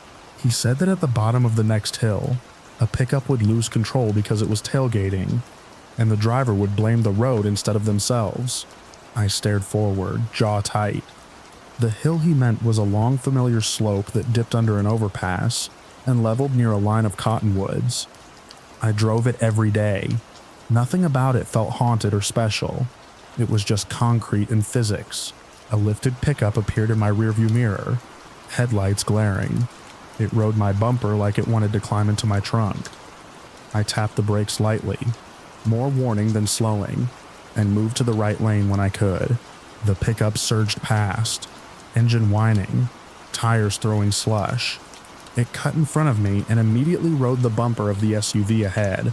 At the bottom of the hill, under the overpass shadow, the SUV braked, not hard, just enough to adjust to merging traffic. The pickup didn't have the distance. I watched its front end dip, then the rear fishtail. The driver overcorrected, and the truck shot sideways into the left lane. A small hatchback was there, nowhere to go. The hatchback hit the truck's rear quarter panel and spun, sliding toward the median like it was on a track. This time the sound was sharp, tires screaming. A single impact like a door slammed by something stronger than a person. I pulled onto the shoulder, hazard lights on, because my legs felt like they'd forgotten how to work. Cars streamed past, some slowing, some not. The overpass columns made everything look segmented, like a flip book you couldn't stop. My passenger stayed seated, his hands rested on his thighs. His breathing was steady enough that I noticed mine wasn't. People ran, someone yelled into a phone. A man in a beanie waved his arms at oncoming cars like he could push them back. I sat there with my hazards blinking, watching steam rise from crumpled metal, and the thought that kept coming wasn't fear, it was irritation, which is the strangest thing to admit. Irritation at the idea that this was real, that my day had been hijacked by something I didn't have a category for. I pulled back into traffic when it started moving again, because the shoulder was filling up and I didn't want to be part of the problem. My passenger didn't look at me. I tried to make sense of it the way I make sense of everything, through practical explanations. Maybe he listened to police scanners. Maybe he worked in dispatch. Maybe he'd been in accidents before and could read the road like a book. Then he said the next accident wouldn't involve us at all, but I'd see it if I looked to the right at the moment the sun broke through.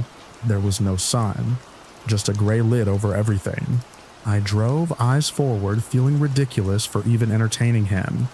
The commute stretched out, slowed by rubbernecking and caution. My coffee sat untouched, tasting like burnt plastic in my mouth. 10 minutes later, the clouds thinned, not to blue but to a brighter gray. A pale wash of light spilled across the lanes. I didn't decide to look right, I just did, like my neck was being tugged.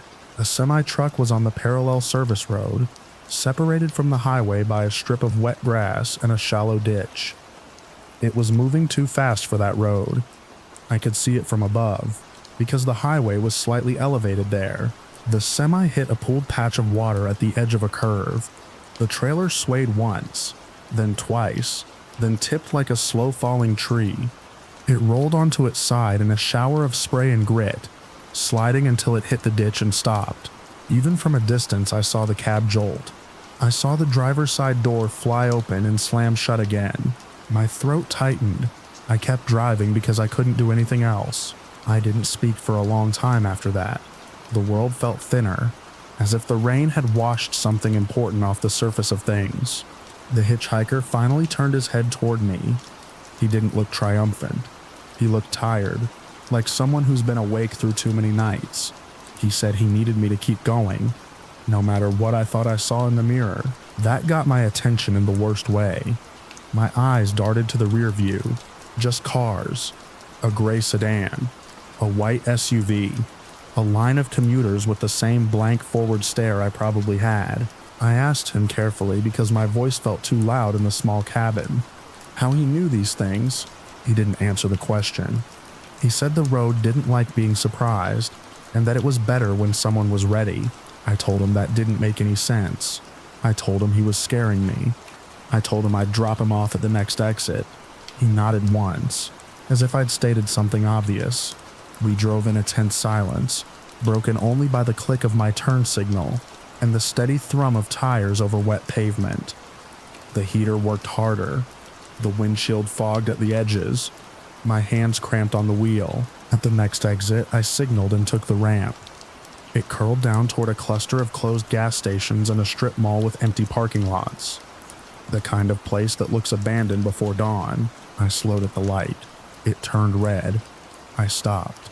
The hitchhiker reached down and lifted his backpack like it weighed nothing. He didn't rush. He didn't look around for danger. He said he'd get out here, The door handle clicked. Cold air rushed in, bringing the smell of wet asphalt. I watched him step onto the ramp's shoulder. His shoes made no splash. That struck me as odd, but I blamed my nerves. He shut the door gently, like he respected the car more than the conversation.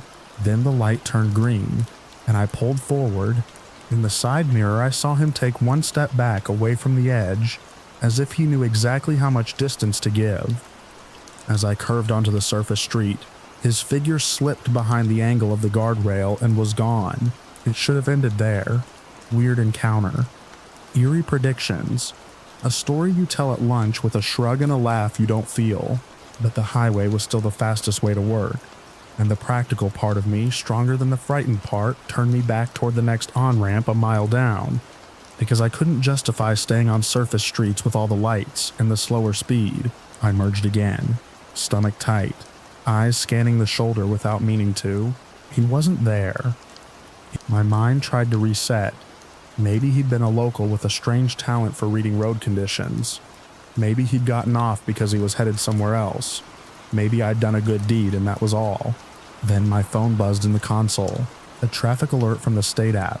Multiple incidents, expect delays, use caution. I felt a prickling along my arms. The alert made it official, like a stamp on a document. It wasn't just my imagination. Those accidents had happened. People had been hurt. Tow trucks would come. Insurance claims would be filed. Someone's day would pivot, and they'd never get it back. I drove the last stretch with my jaw clenched and my eyes sore from staring. The rain eased into a fine mist. The mountains were a faint smear beyond the industrial buildings. For a few miles, nothing happened. I started to breathe normally again. Enough to feel foolish. Enough to tell myself I'd been wound up by coincidence and stress. And the eerie theater of bad weather. That's when he came back. Not on the shoulder. Not standing somewhere obvious. He was in the passenger seat. There was no sound of the door opening. No movement in my peripheral vision. One moment the seat was empty, and the next moment the fabric dipped as if someone had been sitting there the whole time. My grip on the steering wheel tightened until my knuckles hurt. I didn't swerve, but my body wanted to. My heart climbed into my throat. He looked exactly the same. Hood down now. Hair dark and damp against his forehead. No water dripping. No signs he'd been outside. He didn't look at me. He stared forward. He said I needed to stay in the right lane. He said the left lane would stop suddenly, and someone would try to avoid it by cutting into the right. He said if I panicked, I'd join them. There wasn't room in my mind for disbelief anymore. There was only the hard, simple need to keep the car steady. I moved into the right lane. Up ahead, traffic flowed smoothly. No brake lights, no signs. Then, as if a curtain dropped, the left lane compressed. Red lights flared in a chain. Cars bunched. A sedan in the left lane swerved hard toward the right, trying to escape the sudden stop. It cut into my lane without enough space. My chest went cold. I didn't slam the brakes. I didn't jerk the wheel. I lifted off the gas and let the car drift back, hand steady. Exactly the way you're supposed to do in driver's ed, and almost never do in real life. The sedan's rear bumper filled my windshield for a second. Then it was gone ahead, wobbling, catching itself. A car behind me honked, long and angry. In the mirror, I saw a different vehicle in the left lane clip the median, spin, and get hit by another car that couldn't stop in time. The sound didn't reach me clearly at highway speed, but I saw the impact. I saw the sudden scatter of debris like dark birds. I tasted metal like I'd bitten my tongue, but I hadn't. The hitchhiker exhaled softly. Not relief, not satisfaction, just a breath leaving a body. I wanted to pull over. I wanted to scream. I wanted to demand explanations. Instead, I kept driving, because that was what he'd told me to do, and because my hands were locked to the wheel like they belonged there. A few exits later, the buildings changed. The familiar industrial stretch gave way to office parks, and the first signs for downtown. My work exit was coming. My routine was trying to reassert itself. The hitchhiker turned his head slightly, as if listening to something I couldn't hear. His eyes moved, tracking nothing. He said we were almost done. I asked him what that meant. My voice came out thin. He didn't answer, not in words. He raised his right hand and pointed, not at the road ahead, but at the rearview mirror. I looked. For a second, I saw my own face pale, wide-eyed, framed by the dashboard glow. Then I saw something behind the cars. Not a vehicle, not a person. A ripple in the air, like heat over asphalt, except it was cold outside. It moved against the flow of traffic, sliding forward without touching anything, as if the space itself was flexing. My stomach dropped, my breath caught. The ripple passed between two cars. Those cars drifted closer together, their paths subtly altered, like marbles pulled by a magnet. A driver braked, another overreacted, horns erupted. I forced my eyes forward again. I didn't want to see what happened behind me. The hitchhiker had warned me about the mirror, and now I understood why. My exit came up. I signaled early. I eased onto the ramp as smoothly as I could. The car behind me followed too close. Impatient, but I didn't speed up. The ramp curved. The city came into view, gray and damp. The road surface changed texture under my tires, and the sound shifted, grounding me in something physical. When I reached the bottom of the ramp, the light was red. I stopped. The hitchhiker sat quietly beside me. The cabin smelled faintly of wet wool again. Without looking at me, he said that if I got to my parking spot without rushing, I'd be fine. It was such an ordinary instruction that it almost broke me. I nodded, though he wasn't watching. The light turned green. I drove through the last stretch of surface streets at a careful speed, ignoring the people who wanted to tailgate even here, ignoring the urge to check my mirrors too often. When I pulled into my office parking lot, the lines looked too bright, the concrete looked too clean. The world looked wrong, like a set after the actors have gone home. I parked in my usual spot. I turned off the engine. The sudden silence felt like pressure. I turned my head toward the passenger seat. It was empty. No dip in the fabric, no lingering warmth, no backpack on the floor. The seatbelt lay flat against the side, untouched. For a moment, I thought I'd imagined him entirely, that stress and weather and adrenaline had combined into something vivid. Then I noticed the passenger side window. On the inside of the glass, at about shoulder height, there was a print, fogged and smeared like someone had pressed a cold hand against it and left behind the shape of their palm. Not wet, not dirty, just a clear outline in the thin film of condensation that had collected during the drive. I sat there too long, staring at that handprint, until the fog around it faded and the outline disappeared into plain glass. I went into work late, and when people asked why, I blamed the accidents on the highway. That was true, and it was the only part of the truth I could say out loud.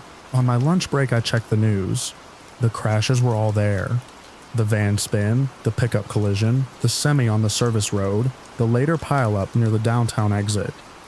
Times and locations, photographs taken by strangers, official language that made it all sound manageable. I stared at those details until my eyes burned. I wrote the sequence down in my notes app, not because I wanted to remember it, but because I was afraid I wouldn't. Afraid that without the proof of the timeline, my mind would soften the edges and turn the whole thing into a dream. I've kept that note ever since, and I'm copying it here because I don't know what else to do with it. I still drive that route. I still hate being late. I still don't pick up hitchhikers, but every time the weather turns and the road turns slick and the traffic starts to tighten, I feel my eyes drawn to the shoulder. I keep my hand steady. I watch my mirrors just enough and not too much. And when the air in the car suddenly smells like damp wool, I don't look right away, because part of me knows the seat might already be taken.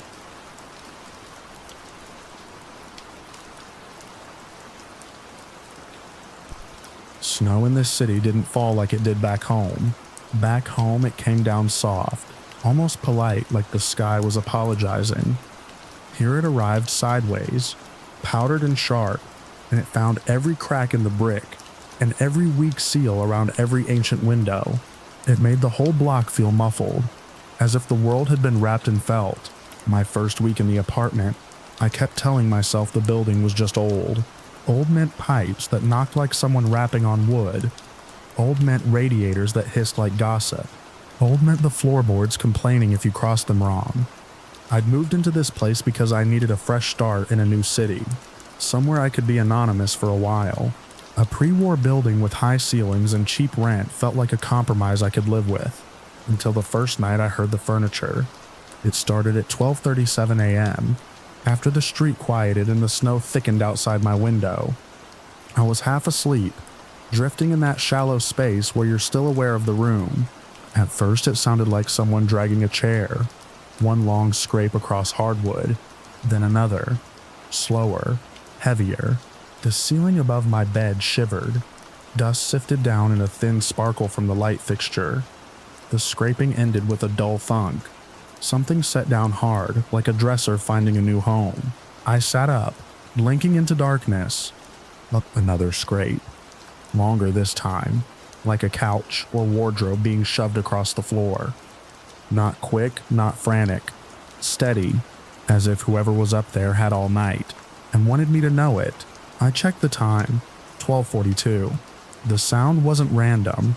It moved in patterns, drag, pause, thud, drag, like someone was measuring, rearranging, planning. I muttered to myself about inconsiderate neighbors. New city, new building, same old human selfishness. I shoved in earbuds and tried to drown it out, but the vibrations came up through the bones of the place. It wasn't just noise, it was weight. At 1:10 a.m. I pulled on a hoodie and went into the hallway, and went into the hallway, and went into the hallway. The corridor was narrow and tired, painted a color that used to be cream. The light above my door buzzed faintly. Somewhere on another floor a TV murmured, then went quiet. I climbed the stairs to the apartment above mine. 2B, if the numbers were stacked the way I assumed. I stopped in front of the door, ear tilted toward the wood. Silence. No footsteps. No voices. No music. Just the cold breath of the stairwell and the distant rush of wind along the building's outer skin. I stared at the doorknob. The brass was dulled and pitted, like it hadn't been touched in a long time. I almost knocked. My hand hovered, then fell. Behind me, the stairwell sighed, and I felt ridiculous. Sound traveled weird in old buildings. Maybe it was 2C. Maybe it was the floor above. I went back down, unlocked my door, stepped inside, and immediately the dragging started again, centered directly over my ceiling as if it had waited for me to return. That was the first night. The second night it happened again, and the third, always late, always heavy, always deliberate. By the fourth night I wasn't angry anymore. I was curious in a way that made my skin tight, like I'd had too much coffee. At work I caught myself staring at nothing, listening in my memory for the exact rhythm of the scraping. I kept thinking, what are you moving? And then why do you only move it at night? The next afternoon I cornered the landlord in the tiny management office off the lobby. He was a thin man with a mustache that made him look perpetually unimpressed. Papers were stacked in uneven piles on his desk. A space heater glowed red near his feet. The building smelled like wet wool and old radiator heat. I need to talk about the unit above mine, I said. The noise. His expression didn't change. Not surprised, not confused, just tired. Noise? Furniture, I said. Heavy furniture. Someone's dragging things around at night. It's shaking my ceiling. He stared at me for a long moment, then leaned back and exhaled through his nose. That unit is vacant, he said. I laughed once, because my brain couldn't find a better response. Okay, then someone's breaking in. He shook his head. No, it's been vacant for years. The word years landed wrong in my stomach. I went up there, I said. I stood at the door. He narrowed his eyes, like that was the part that bothered him. Don't do that. You're saying no one lives above me. I'm saying no one has lived there in a long time. He corrected. We don't rent it. Why not? He looked at the papers like they were suddenly fascinating. Water damage. Insurance. Mold. It's sealed. But I can touch the doorknob. Sealed, he repeated, sharper. As in, not for tenants. Not for you. My annoyance came back in a rush.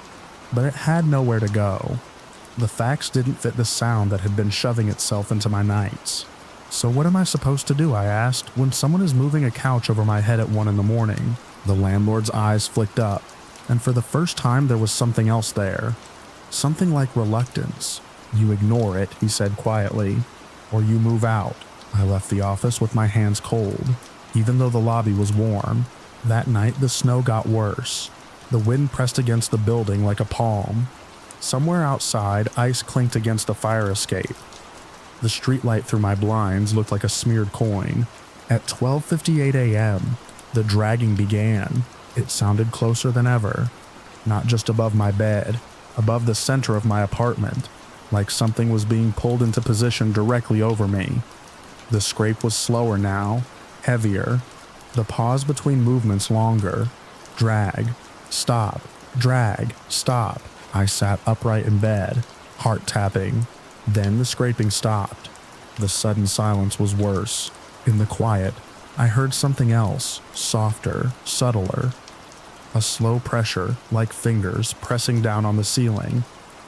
A faint creak, not from settling pipes, but from a hinge, my bathroom door.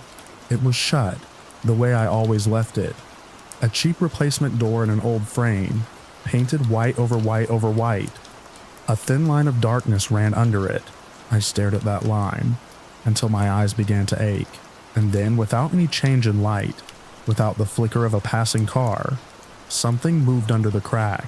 A shape darker than the darkness slid across the gap, left to right, smooth and quick, like a shadow walking by on the other side. My throat went tight. I didn't move for a second because my body was trying to decide if this was real. My hand drifted toward the doorknob without my permission. Another shadow passed under the crack. This time it paused, as if it knew I was watching. I snapped the overhead light on. The line under the door turned into a bright strip of gold, leaking onto the floor. The shadow was gone. I forced myself to open the door. The bathroom was empty. Tile, tub, mirror. The small window locked tight, the latch cold under my fingers. No place for anyone to stand. No second door. Nowhere for a shadow to come from except me. I turned the light off and closed the bathroom door again. The crack beneath it returned to darkness, and my skin crawled with the certainty that something was on the other side anyway. The next day, I bought a draft stopper, one of those fabric snakes meant to keep winter air out. I shoved it against the base of the bathroom door until there was no gap at all. It was a stupid practical move, and the fact that I was doing it made me feel stupid too. That night, the scraping started again. The draft stopper didn't help. It only changed the rules. Now, when the shadow came, it didn't slide under the crack. It bled out from the sides. A thin darkness seeped from the door frame, as if the door itself was exhaling smoke. It gathered along the edge of the floor, a shallow pool that didn't reflect the room's dim light. It didn't spread far, just enough to tell me it could. I backed away until my shoulders hit the wall. In the ceiling above me, the dragging sound turned into something almost careful, like whatever was upstairs was shifting something into alignment. There was one heavy thud final, decisive, followed by a soft sound that reminded me of a hand resting on wood. Then, from somewhere that felt too close to my ear, I heard a faint scrape, not above me. Behind me, I spun, expecting to see something in my room. There was nothing, just my apartment, my boxes still half unpacked, my coat on the chair, my reflection in the window like a pale copy of a person. I didn't sleep. By day 5, I stopped pretending I could ignore it. The landlord's warning, "Don't do that," looped in my head like a dare. I started noticing details I hadn't cared about before. The call box in the lobby had blank slots where names had been removed. The hallway above mine smelled different, drier, dustier, as if air didn't move through it. That evening, when I got home, I climbed to the floor above mine again, and stood in front of 2B. In daylight, it looked even more abandoned. The paint around the frame was cracked.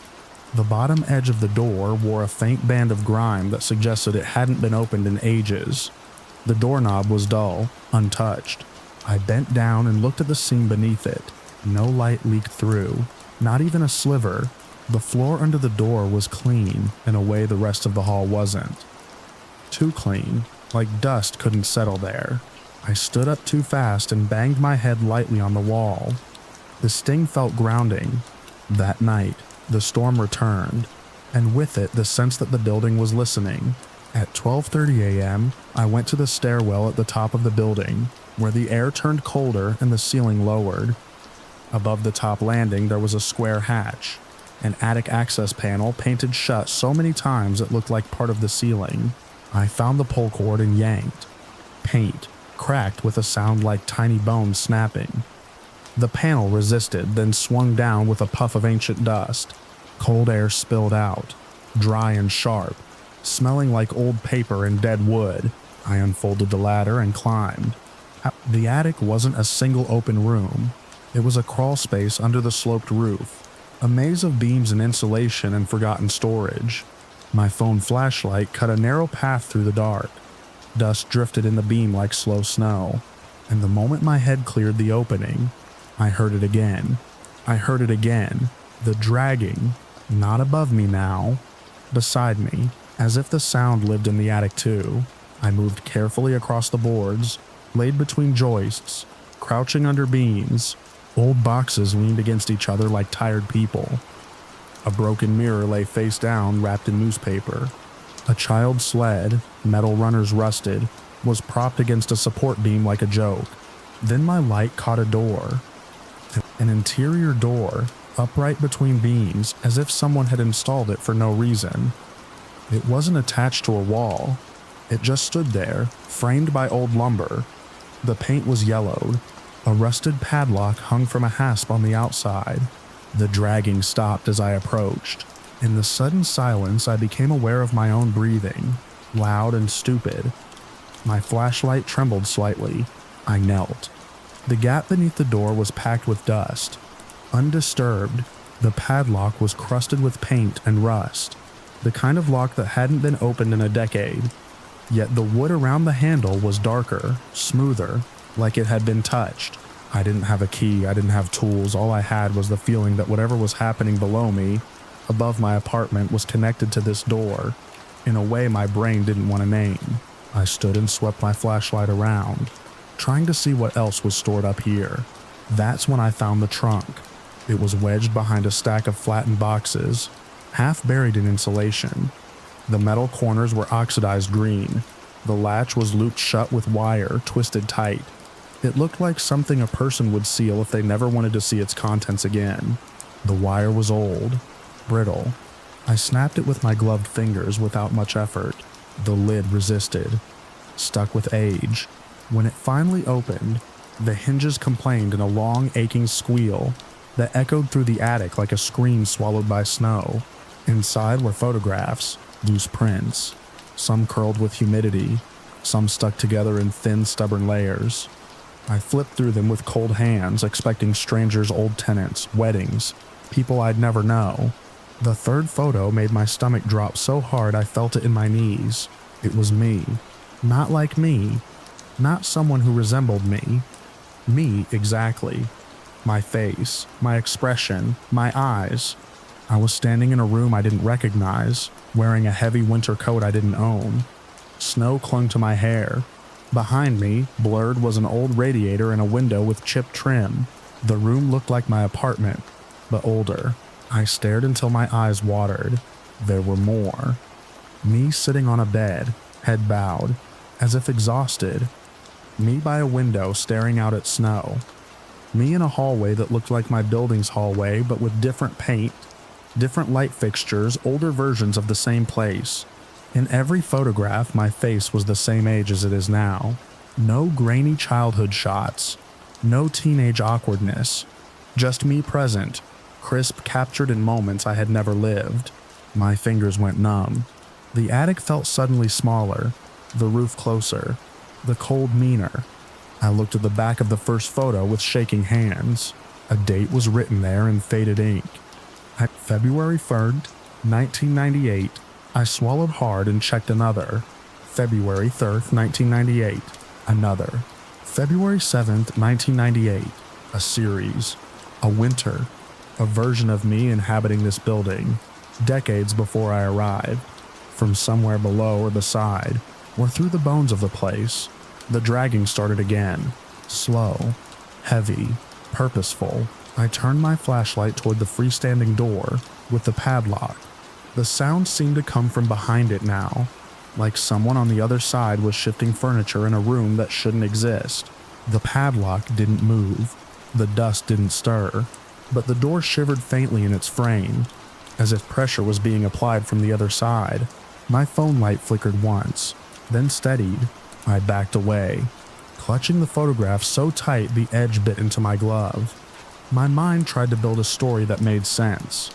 Landlord lies, someone squatting, a prank, a weird coincidence, but the photo was warm from my hand, real and physical, and the date on the back was a knife. I climbed down the ladder too fast, boots slipping on the rungs. My breath came out in white bursts. When my feet hit the top landing, I nearly fell. As I pulled the attic hatch closed, I heard a final thud above me, like something heavy being set down for good. I hurried down the stairs to my floor. The hallway was dim and empty. My apartment door waited like it always did, ordinary and dumb. I fumbled my keys, hands shaking, and let myself in. Inside, everything was exactly where I'd left it. My table, my coat, the draft stopper still pressed against the bathroom door like a little guardian. I didn't turn on the lights. I stood in the dark, holding the photograph, listening. Silence. Then, from above, a soft scrape began again. One long pull across the floor of the apartment that wasn't supposed to exist, and this time from behind my bathroom door. I heard a faint echo of it, as if the sound had found a second route, like the building was aligning two rooms across time. I stared at the bathroom door until my eyes burned. The draft stopper didn't move, but the shadow seeped out anyway, thin and patient, curling along the baseboard as if tasting my apartment, not rushing, not attacking, just arriving like it belonged. I looked down at the photograph in my hand. Me, older me, standing under snowlight in a room that looked like mine but wasn't mine yet. Then the bathroom doorknob turned, slowly, as if someone on the other side had all the time in the world, and I realized with a cold clarity that hollowed me out, that maybe the unit above hadn't been vacant for years. Maybe it was waiting for me. Maybe it always had. Maybe I'd already been living there, in some winter I couldn't remember, moving furniture late at night because the sound of it was the only proof I existed. And now, in this winter, I was the one listening. The latch clicked. The door began to open.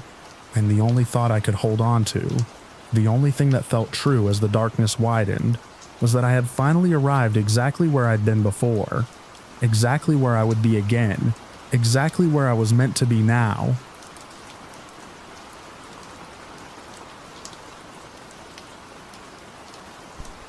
Snow makes a city feel staged. That winter, during the strictest stretch of lockdown, Denver, or something like it, stopped sounding like itself. No buses groaning at stops, no bar noise leaking into alleys, no late laughter bouncing between buildings. The snow didn't just cover the streets, it smothered them. Every flake felt like another layer of insulation between me and everyone else. I've always been socially anxious, the kind of person who rehearses hello in the elevator and still says it wrong. But I'm also the kind of person who will cross a street to pick up something someone dropped, because the idea of not doing it makes my chest hurt. That's probably why I noticed her. It was close to midnight, the air so cold it made the inside of my nose sting. I'd forced myself out for a walk because my apartment had started to feel like the inside of a skull. The sidewalks were mostly unshoveled, the snow squeaking under my boots with that dry, brittle sound it only makes when it's really freezing. Halfway down the block, under a dead street lamp that flickered like it couldn't decide whether to exist, I saw a woman standing near the locked door of a closed cafe. She was bundled in a long dark coat with snow collecting on the shoulders. Her hair was pale, almost white in the sodium glow. She held one hand against the metal shutter, forehead near her knuckles, like she was trying not to fall. I slowed, brain already listing reasons to keep moving. Stranger night lockdown. But she shifted, a small tremor running through her shoulders, and I thought of my own mother alone somewhere, and how I'd want someone to ask, I stopped at a careful distance. "Hey, are you okay?" She turned so fast it startled me. Her face was half hidden by a mask, but her eyes were wide, glassy, and too focused, like an animal pinned by headlights. She opened her mouth, then closed it again. "My phone," she said finally, voice thin. "It died. I can't." She swallowed. "I can't go in anywhere." Nothing was open anyway, but the way she said it made it sound like a rule she couldn't break. Like going indoors would be worse than freezing outside. "I can call you a ride," I said. My hands were already numb, and digging my phone out felt like pulling it from ice. "Where are you going?" She hesitated just a beat too long. "Across town, east, near the hospital." I nodded and tried not to stare. "Okay, yeah, I can do that." The rideshare app took longer than usual to find a driver. Most people weren't working nights then, not with the streets empty and the fear thick as the snow. While it searched, the woman rocked slightly on her heels. Not a nervous sway, more like a slow, deliberate recalibration, as if she was testing where balance lived in her body. "What's your name?" I asked, because silence in the cold makes everything feel sharper. Another pause. "Mara, I'm Eli," I said, then immediately regretted it. Names made it real. When the car finally arrived, it rolled up like it didn't want to be there either. Tires crunching, headlights dull through the snowfall. The driver cracked his window just enough to speak. "You Eli?" "Yeah," I said. "She's with me." The driver's eyes flicked to Mara and lingered a fraction too long. His expression tightened, like he'd smelled something off but couldn't place it. "Back seat," he said, and popped the locks. Mara slid into the rear passenger side. She didn't brace herself on the doorframe. She didn't brush snow off her coat.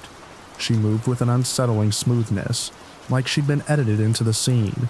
I should have stayed outside. I should have let her go alone. But leaving her in the back seat with a nervous driver felt wrong. And if I'm honest, I was also afraid to stand out there alone again. So I got in on the other side, opposite her, and pulled the door shut. Warmth hit my face. The car smelled like coffee and disinfectant. A clear plastic sheet hung behind the front seats, taped up as a barrier. The driver's hands gripped the steering wheel like he wanted to fuse with it. We pulled away into streets that looked freshly erased. At first, everything was normal in the way nightmares sometimes start normal. The heater hummed, the wipers scraped. We passed dark buildings and empty intersections where traffic lights cycled for ghosts. Mara sat very still, hands folded in her lap. Her eyes stayed forward, fixed on the headrest in front of her, not the passing city. The driver checked his rearview mirror twice in the span of a minute. On the second glance, he asked, carefully, "You okay back there, ma'am?" Mara didn't answer. I tried to fill the gap. "She just needs to get near the hospital," I said. My voice sounded wrong in the sealed space, too loud. It's pretty rough out tonight." Mara's head turned toward the window, slow and precise. Snow streaked the glass. Streetlights slid across her face in bands. That's when I saw her wrist. Her coat sleeve had ridden up a little. The skin was pale, but around the wrist were neat oval marks, evenly spaced, like impressions left by something that had held her too tightly. Multiple points, not fingers. I told myself it was from a bracelet, from elastic, from anything, from elastic, from anything. Then her hand moved. It rotated slightly, palm up, palm down, an idle motion, except the joint didn't stop where it should. Her wrist turned too far, smoothly, without the resistance that human anatomy insists on, like the bones had learned different rules. My stomach dropped so fast it felt like freefall. "Mara," I said, quieter as if volume mattered. Her eyes slid to me, and for a second it felt like she was seeing through my skin, past my lungs, into the small trembling part of me that hated conflict and craved approval, and still somehow had walked across a street to help. Behind her mask, her cheeks lifted. Not a smile exactly, more like the shape of one remembered. The driver's breathing changed. I heard it, even over the heater. He glanced up at the mirror again, and this time his eyes widened. "Jesus," he whispered, and then louder. "Ma'am, don't do that, don't." Mara's shoulders rose. Not both together, one shoulder lifted, then the other, like a wave traveling across her back. Her neck lengthened, head tipping at an angle that made me think of a bird listening for worms beneath ice. The car drifted slightly in its lane. The driver corrected too hard. Snow hissed under the tires. "I'm pulling over," he said, voice sharp with panic. "I'm pulling." He hit the blinker. The empty street offered nowhere to hide, nowhere to stop that felt safe. But he slowed anyway, as if speed itself was the danger. Mara's hand floated toward the door handle. She didn't grasp it. She hovered above it, fingertips trembling in the air. Almost tender. "No," I breathed. I don't know who I was saying it to. The driver, Mara, the universe. The car decelerated. The red glow of brake lights painted the falling snow behind us. And then, she wasn't there. No door opened. No cold air rushed in. No latch clicked. No window lowered. No movement of fabric. The warmth remained sealed around us like a jar. 1 second, Mara sat in the corner of the back seat, eyes on me. The next second, the seat was empty, leather slowly rising as if a weight had lifted. The driver slammed the brakes fully, and my shoulder hit the door. My phone slipped from my hand and clattered onto the floor mat. What the hell?" the driver yelled, twisting around in his seat. I stared at the empty space, waiting for reality to correct itself, for her to be crouched on the floor, or wedged behind me, or pressed against the barrier plastic like a prank. Nothing. The smell, though. Something lingered, wet wool and pennies, and that sharp scent you get when you bite your tongue. The driver's eyes were wild. He fumbled for the door locks, hammering the buttons as if locking and unlocking could undo what we'd seen. Did she get out? Did you see?" "The doors didn't open," I said, voice cracked. "They didn't." He made a sound between a sob and a laugh. Get out of my car." I didn't argue. I shoved the door open and stumbled into the snow. Cold punched me in the face. The street was empty in every direction. A long corridor of light and shadow and falling white. No footprints appeared where Mara could have stepped. No figure ran into an alley. There was nowhere she could have gone without leaving a mark. The driver peeled away before I even shut the door. His taillights smeared red into the snowfall and vanished like they'd been swallowed. I stood there with my mouth open, breath steaming, feeling like I'd stepped into someone else's story. I walked home because I had no phone and no other plan. Every intersection felt like a trap. Every dark doorway felt occupied. My own building lobby smelled like bleach and old mail, and the familiarity didn't help, because if that could happen out there, then home was just another set piece. I didn't sleep. I tried to explain it to myself in loops until my head hurt. Maybe she'd been hiding in the footwell. Maybe the driver had secretly unlocked the door. Maybe I'd hallucinated from stress. But the next day, when I went back to the street where the car had stopped, the snow was still clean. No tracks, no scuffs, like she'd never weighed anything at all. I filed a report through the rideshare app on my laptop. The form box was too small for what I needed to say. Passenger disappeared. I typed it, deleted it, typed it again. It sounded like a joke. It sounded like a lie. The app responded with an automated apology and a coupon. That night, I kept my curtains closed. A week later, taking out the trash, I saw her again. She stood across the alley by the cafe's back entrance, exactly where the snow piled higher against the fence. Same coat, same pale hair, same stillness. Her head was turned toward my building, as if she'd been waiting for the right window to light up. My hand shook so hard I almost dropped the trash bag. I backed inside and locked the door like a lock meant anything. After that, she became a rhythm in my life. Not every day, not every week, but often enough that my anxiety stopped being a trait and became a schedule. Sometimes she was at the far end of the street when I looked out at night, a solitary figure under a lamp, facing the wrong direction. Sometimes she appeared in reflection store windows, the darkened screen of my microwave, the glossy black of my turned-off TV. Always there just long enough for my heart to rise into my throat. Always gone when I turned around. The worst part was that she never chased me. If she'd chased me, I could have run. I could have fought. I could have called someone and said there's a woman following me, but you can't report a figure in a reflection. You can't explain a disappearance from a sealed car. You can't tell anyone that the thing you helped on a snowy night has decided you're worth keeping. Months went by. Lockdown eased in waves. People started returning to sidewalks in cautious numbers. My neighbors began nodding again in the hall. I tried to force myself back into normal life. Walks, grocery runs, polite small talk at a distance. Mara kept appearing anyway, like the city's new rule was that she could be anywhere, as long as she stayed quiet. One evening in late autumn, I finally worked up the nerve to test something. I went out at night, intentionally, and walked the block where I'd first seen her. Snow hadn't started yet, but the air had that sharp edge that promised it. The cafe shutter was still down. The street lamp still flickered.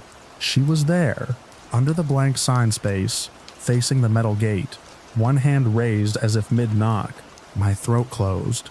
My legs wanted to carry me backward, but I forced myself forward, stopping at the same careful distance I'd kept that first night. "Mara," I said. Saying her name felt like putting my hand into dark water. She turned. Her mask was on, crooked. Her eyes were bright and flat. Snow wasn't falling, but her shoulders were dusted with white anyway, like she brought winter with her. "I helped you," I whispered. "Why do you keep—" She took one step. It wasn't a normal step. It was too smooth, too silent, the way a video looks when it drops frames. The distance between us shortened without her fully crossing it. I stumbled back, breath ragged. My skin prickled as if the air had turned electric. Mara lifted her hand, palm up, and her fingers unfurled, each finger bent slightly too far at the joint, like a glove being worn by something with longer bones. Her wrist rolled, slow, demonstrating the same impossible range I'd seen in the car. Then she pointed at me, not accusing, not threatening, selecting, and in that instant I understood the causal chain I'd been trying not to see. The isolation that had made me leave my apartment. The altruism that had made me cross the street. The way she'd looked at me like she was measuring whether I'd open. I'd offered help. I'd opened a door, maybe not a literal one, but something in me, a permission, a pathway. Mara's head tilted. Her eyes narrowed in that almost smile way, like she recognized the moment I accepted what was happening. Behind her mask, her cheeks lifted again. I ran. I ran all the way home, lungs burning, fingers numb, heart trying to claw out of my ribs. I slammed my door, locked it, shoved a chair under the handle like I was in a bad movie. That night, the first snow of the season began to fall. I lay awake in bed listening to the hush return to the city, the same smothering quiet as the night I met her. At some point, I realized the silence outside wasn't just snow, it was waiting. I got up and stood in my living room with all the lights off. The window reflected my face back at me, pale and sleepless. Across the street, under the flickering lamp, a figure stood perfectly still. Pale hair, dark coat, crooked mask. She was closer than she'd ever been, as if my running had only shortened the distance. I didn't move, I didn't breathe. I watched her watch my building, and the sense of being chosen settled into my bones like cold. Then, very slowly, she raised her hand and pressed it to the air in front of her like the glass was right there, like my window was only a thin skin between us. And in the reflection, in the dark pane where my face floated, I saw her hand on the inside of the glass, matching mine even though my hand was still at my side. Her fingers spread, too long, too jointed, too patient. She smiled with her eyes and leaned closer, as if to whisper through the barrier. I backed away until my spine hit the wall, and I realized with a sick certainty that she wasn't outside at all. She was already here, learning the shape of my rooms, learning the rhythm of my fear, waiting for the moment I'd be lonely enough to open something again, waiting the way winter waits, quiet, inevitable and endless.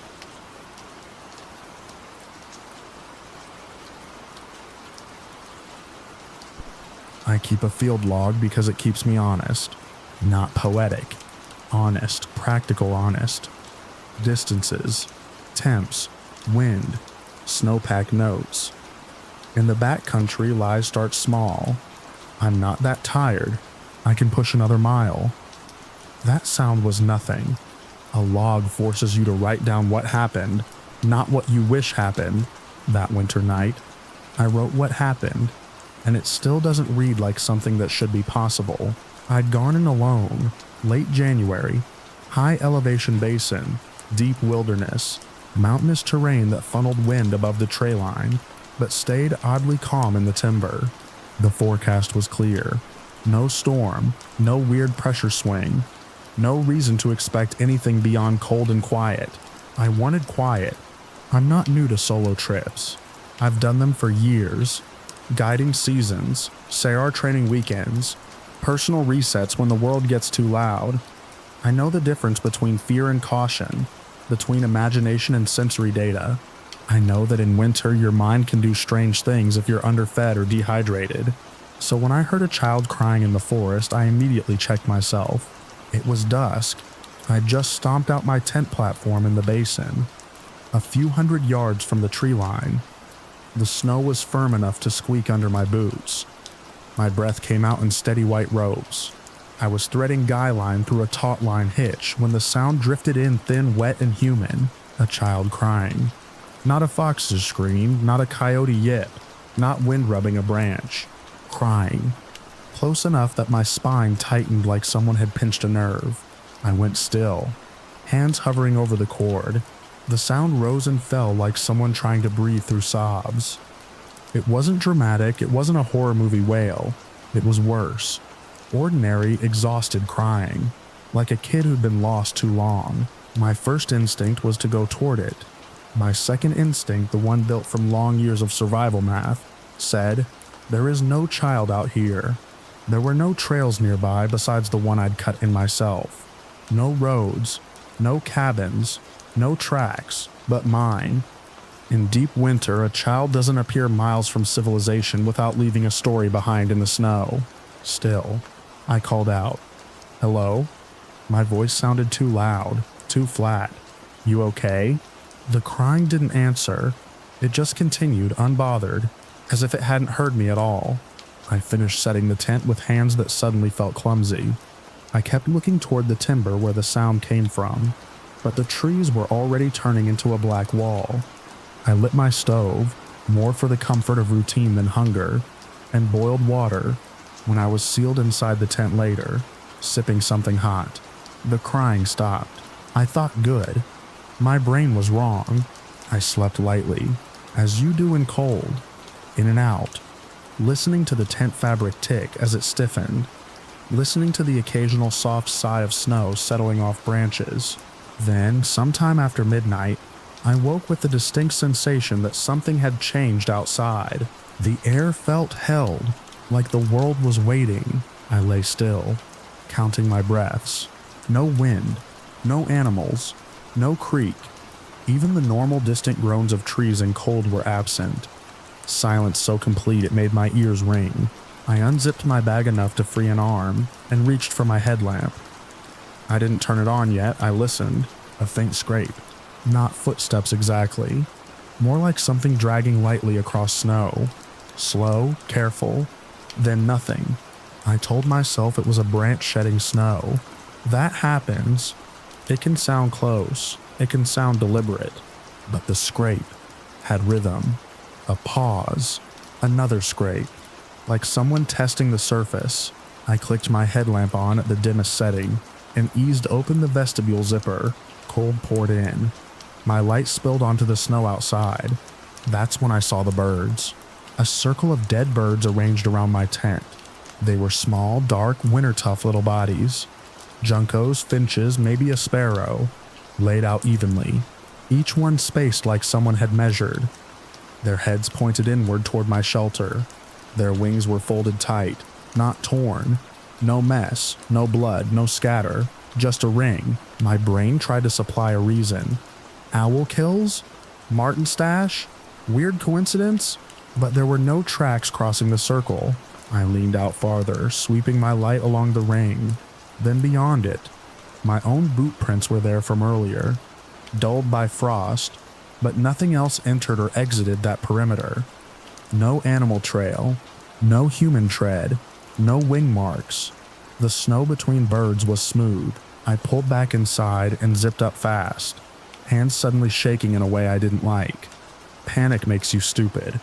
I told myself to do the usual checks: hydration, calories, temperature, breathing rate. I forced myself to drink, forced myself to eat a bar I didn't want. Then the crying started again, closer than before. It threaded through the tent fabric like smoke, not loud, not frantic, just steady, damp misery. It didn't sound downhill now. It sounded level with me, like it had moved through the timber and found my basin. I stayed in my bag for a long time, listening, trying to pinpoint direction. The sound didn't behave like sound should. It didn't bounce. It didn't fade when the wind shifted. It simply existed, in the exact place my mind didn't want it. Eventually, I cracked the vestibule open again. Moonlight washed the snow a pale blue. My headlamp beam swept across the birds, then up toward the tree line, and there it was. A tall, thin figure standing just inside the forest, not bulky like a person in layers, not wide like a tree trunk. Too straight, too narrow, too intentional.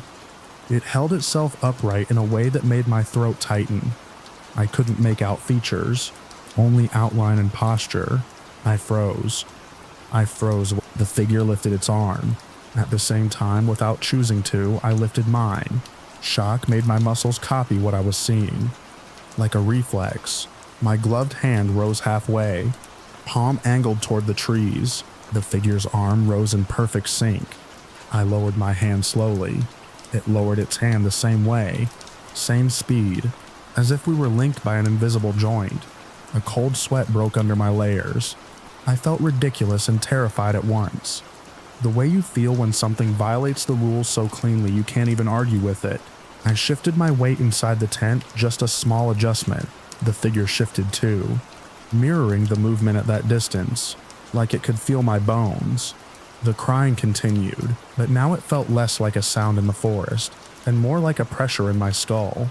I zipped the vestibule shut hard enough to clack the zipper teeth. I killed my headlamp.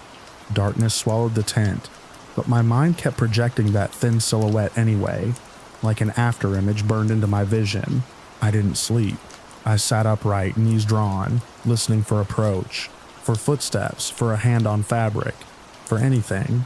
Nothing came. The crying stopped as abruptly as if someone had pressed a finger to lips. When the sky began to pale, I decided I was leaving at first light. No debate. I moved carefully, quietly. I reached for my gloves. They weren't where I left them. That made me pause. My gear is my religion out there. Everything has a place, and the place doesn't change. That's how you function when your hands are numb, and daylight is short. I clicked the headlamp on, and swept the interior. My gear had been moved. Not stolen, not tossed around. Organized. My socks lined up by size. My cook kit nested perfectly, lid set beside it like a display.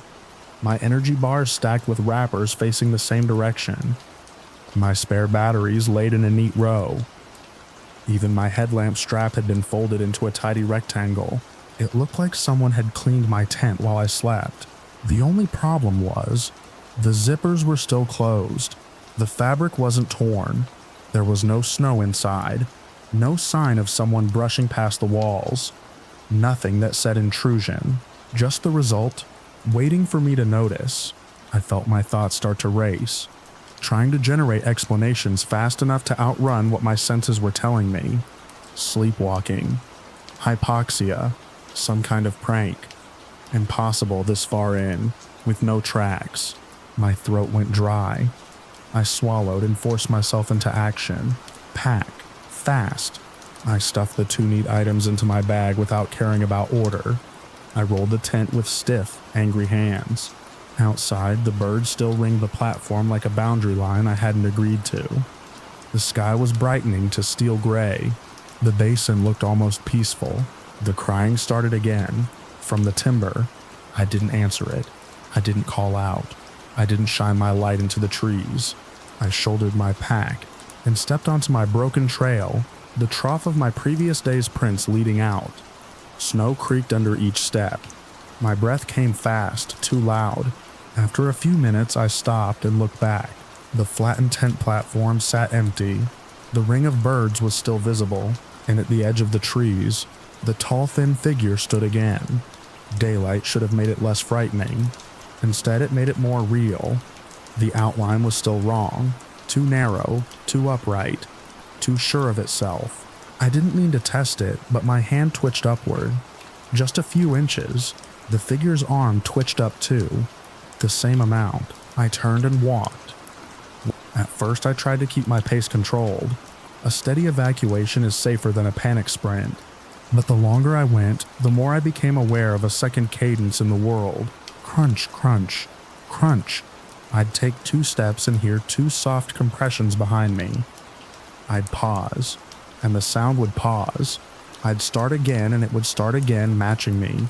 Sometimes it was so faint I thought I imagined it. Then I'd hear it crisp and undeniable, and my stomach would drop. I didn't run. Running makes you fall. Falling makes you sweat. Sweat makes you freeze. But I walked faster than I should have, burning through energy, ignoring the tightness building in my calves. The crying returned once more, closer than it had any right to be, threading between trees to my left. It sounded like it was keeping pace with me, the way a companion might. I refused to look toward it. The forest seemed to lean inward as the sun climbed. Shadows stretched across my trail in long bars. Every time I passed a cluster of trunks, I felt something watching from the dark between them, waiting for me to glance over so it could copy the angle of my head. Hours later, the timber thinned, and the terrain opened into lower slopes, where the snow was wind-scoured and patchy. I could see the line of the valley now. I could see the direction out. That's when the psychological part hit hardest. My hands cramped on my pole grips.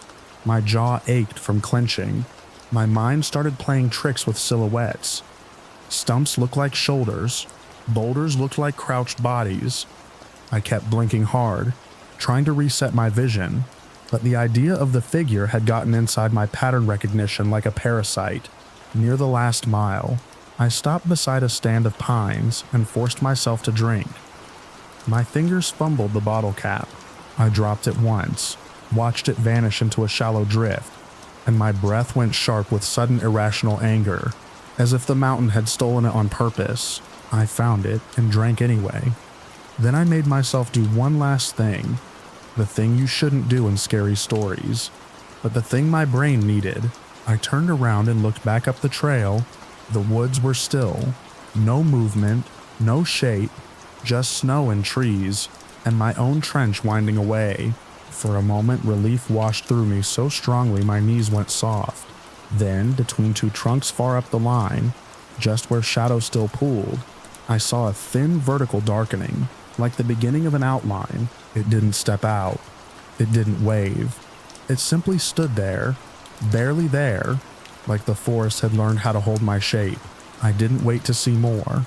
I walked out to the trailhead on legs that felt borrowed. The parking area was empty.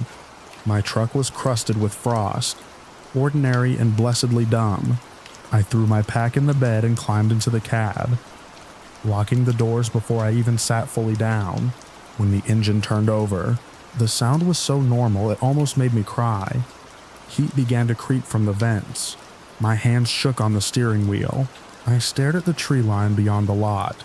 Nothing moved. I backed out anyway, tires crunching. I didn't stop driving until I hit a road with other cars, other people, other proofs that the world was still the world.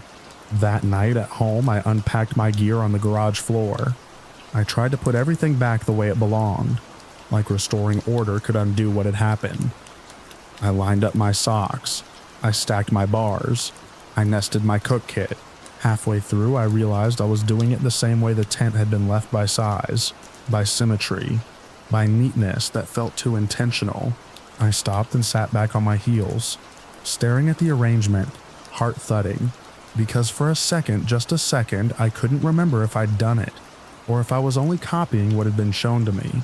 And in the quiet of my garage, with the heater humming inside the house and the winter stars hidden by city light, I thought I heard something faint beyond the door. Not footsteps, not wind. A soft, patient, exhausted sound like a child trying not to be too loud. Crying, right outside, matching the rhythm of my breathing like it had followed me all the way home. Waiting for me to look up. Waiting for me to raise my hand first.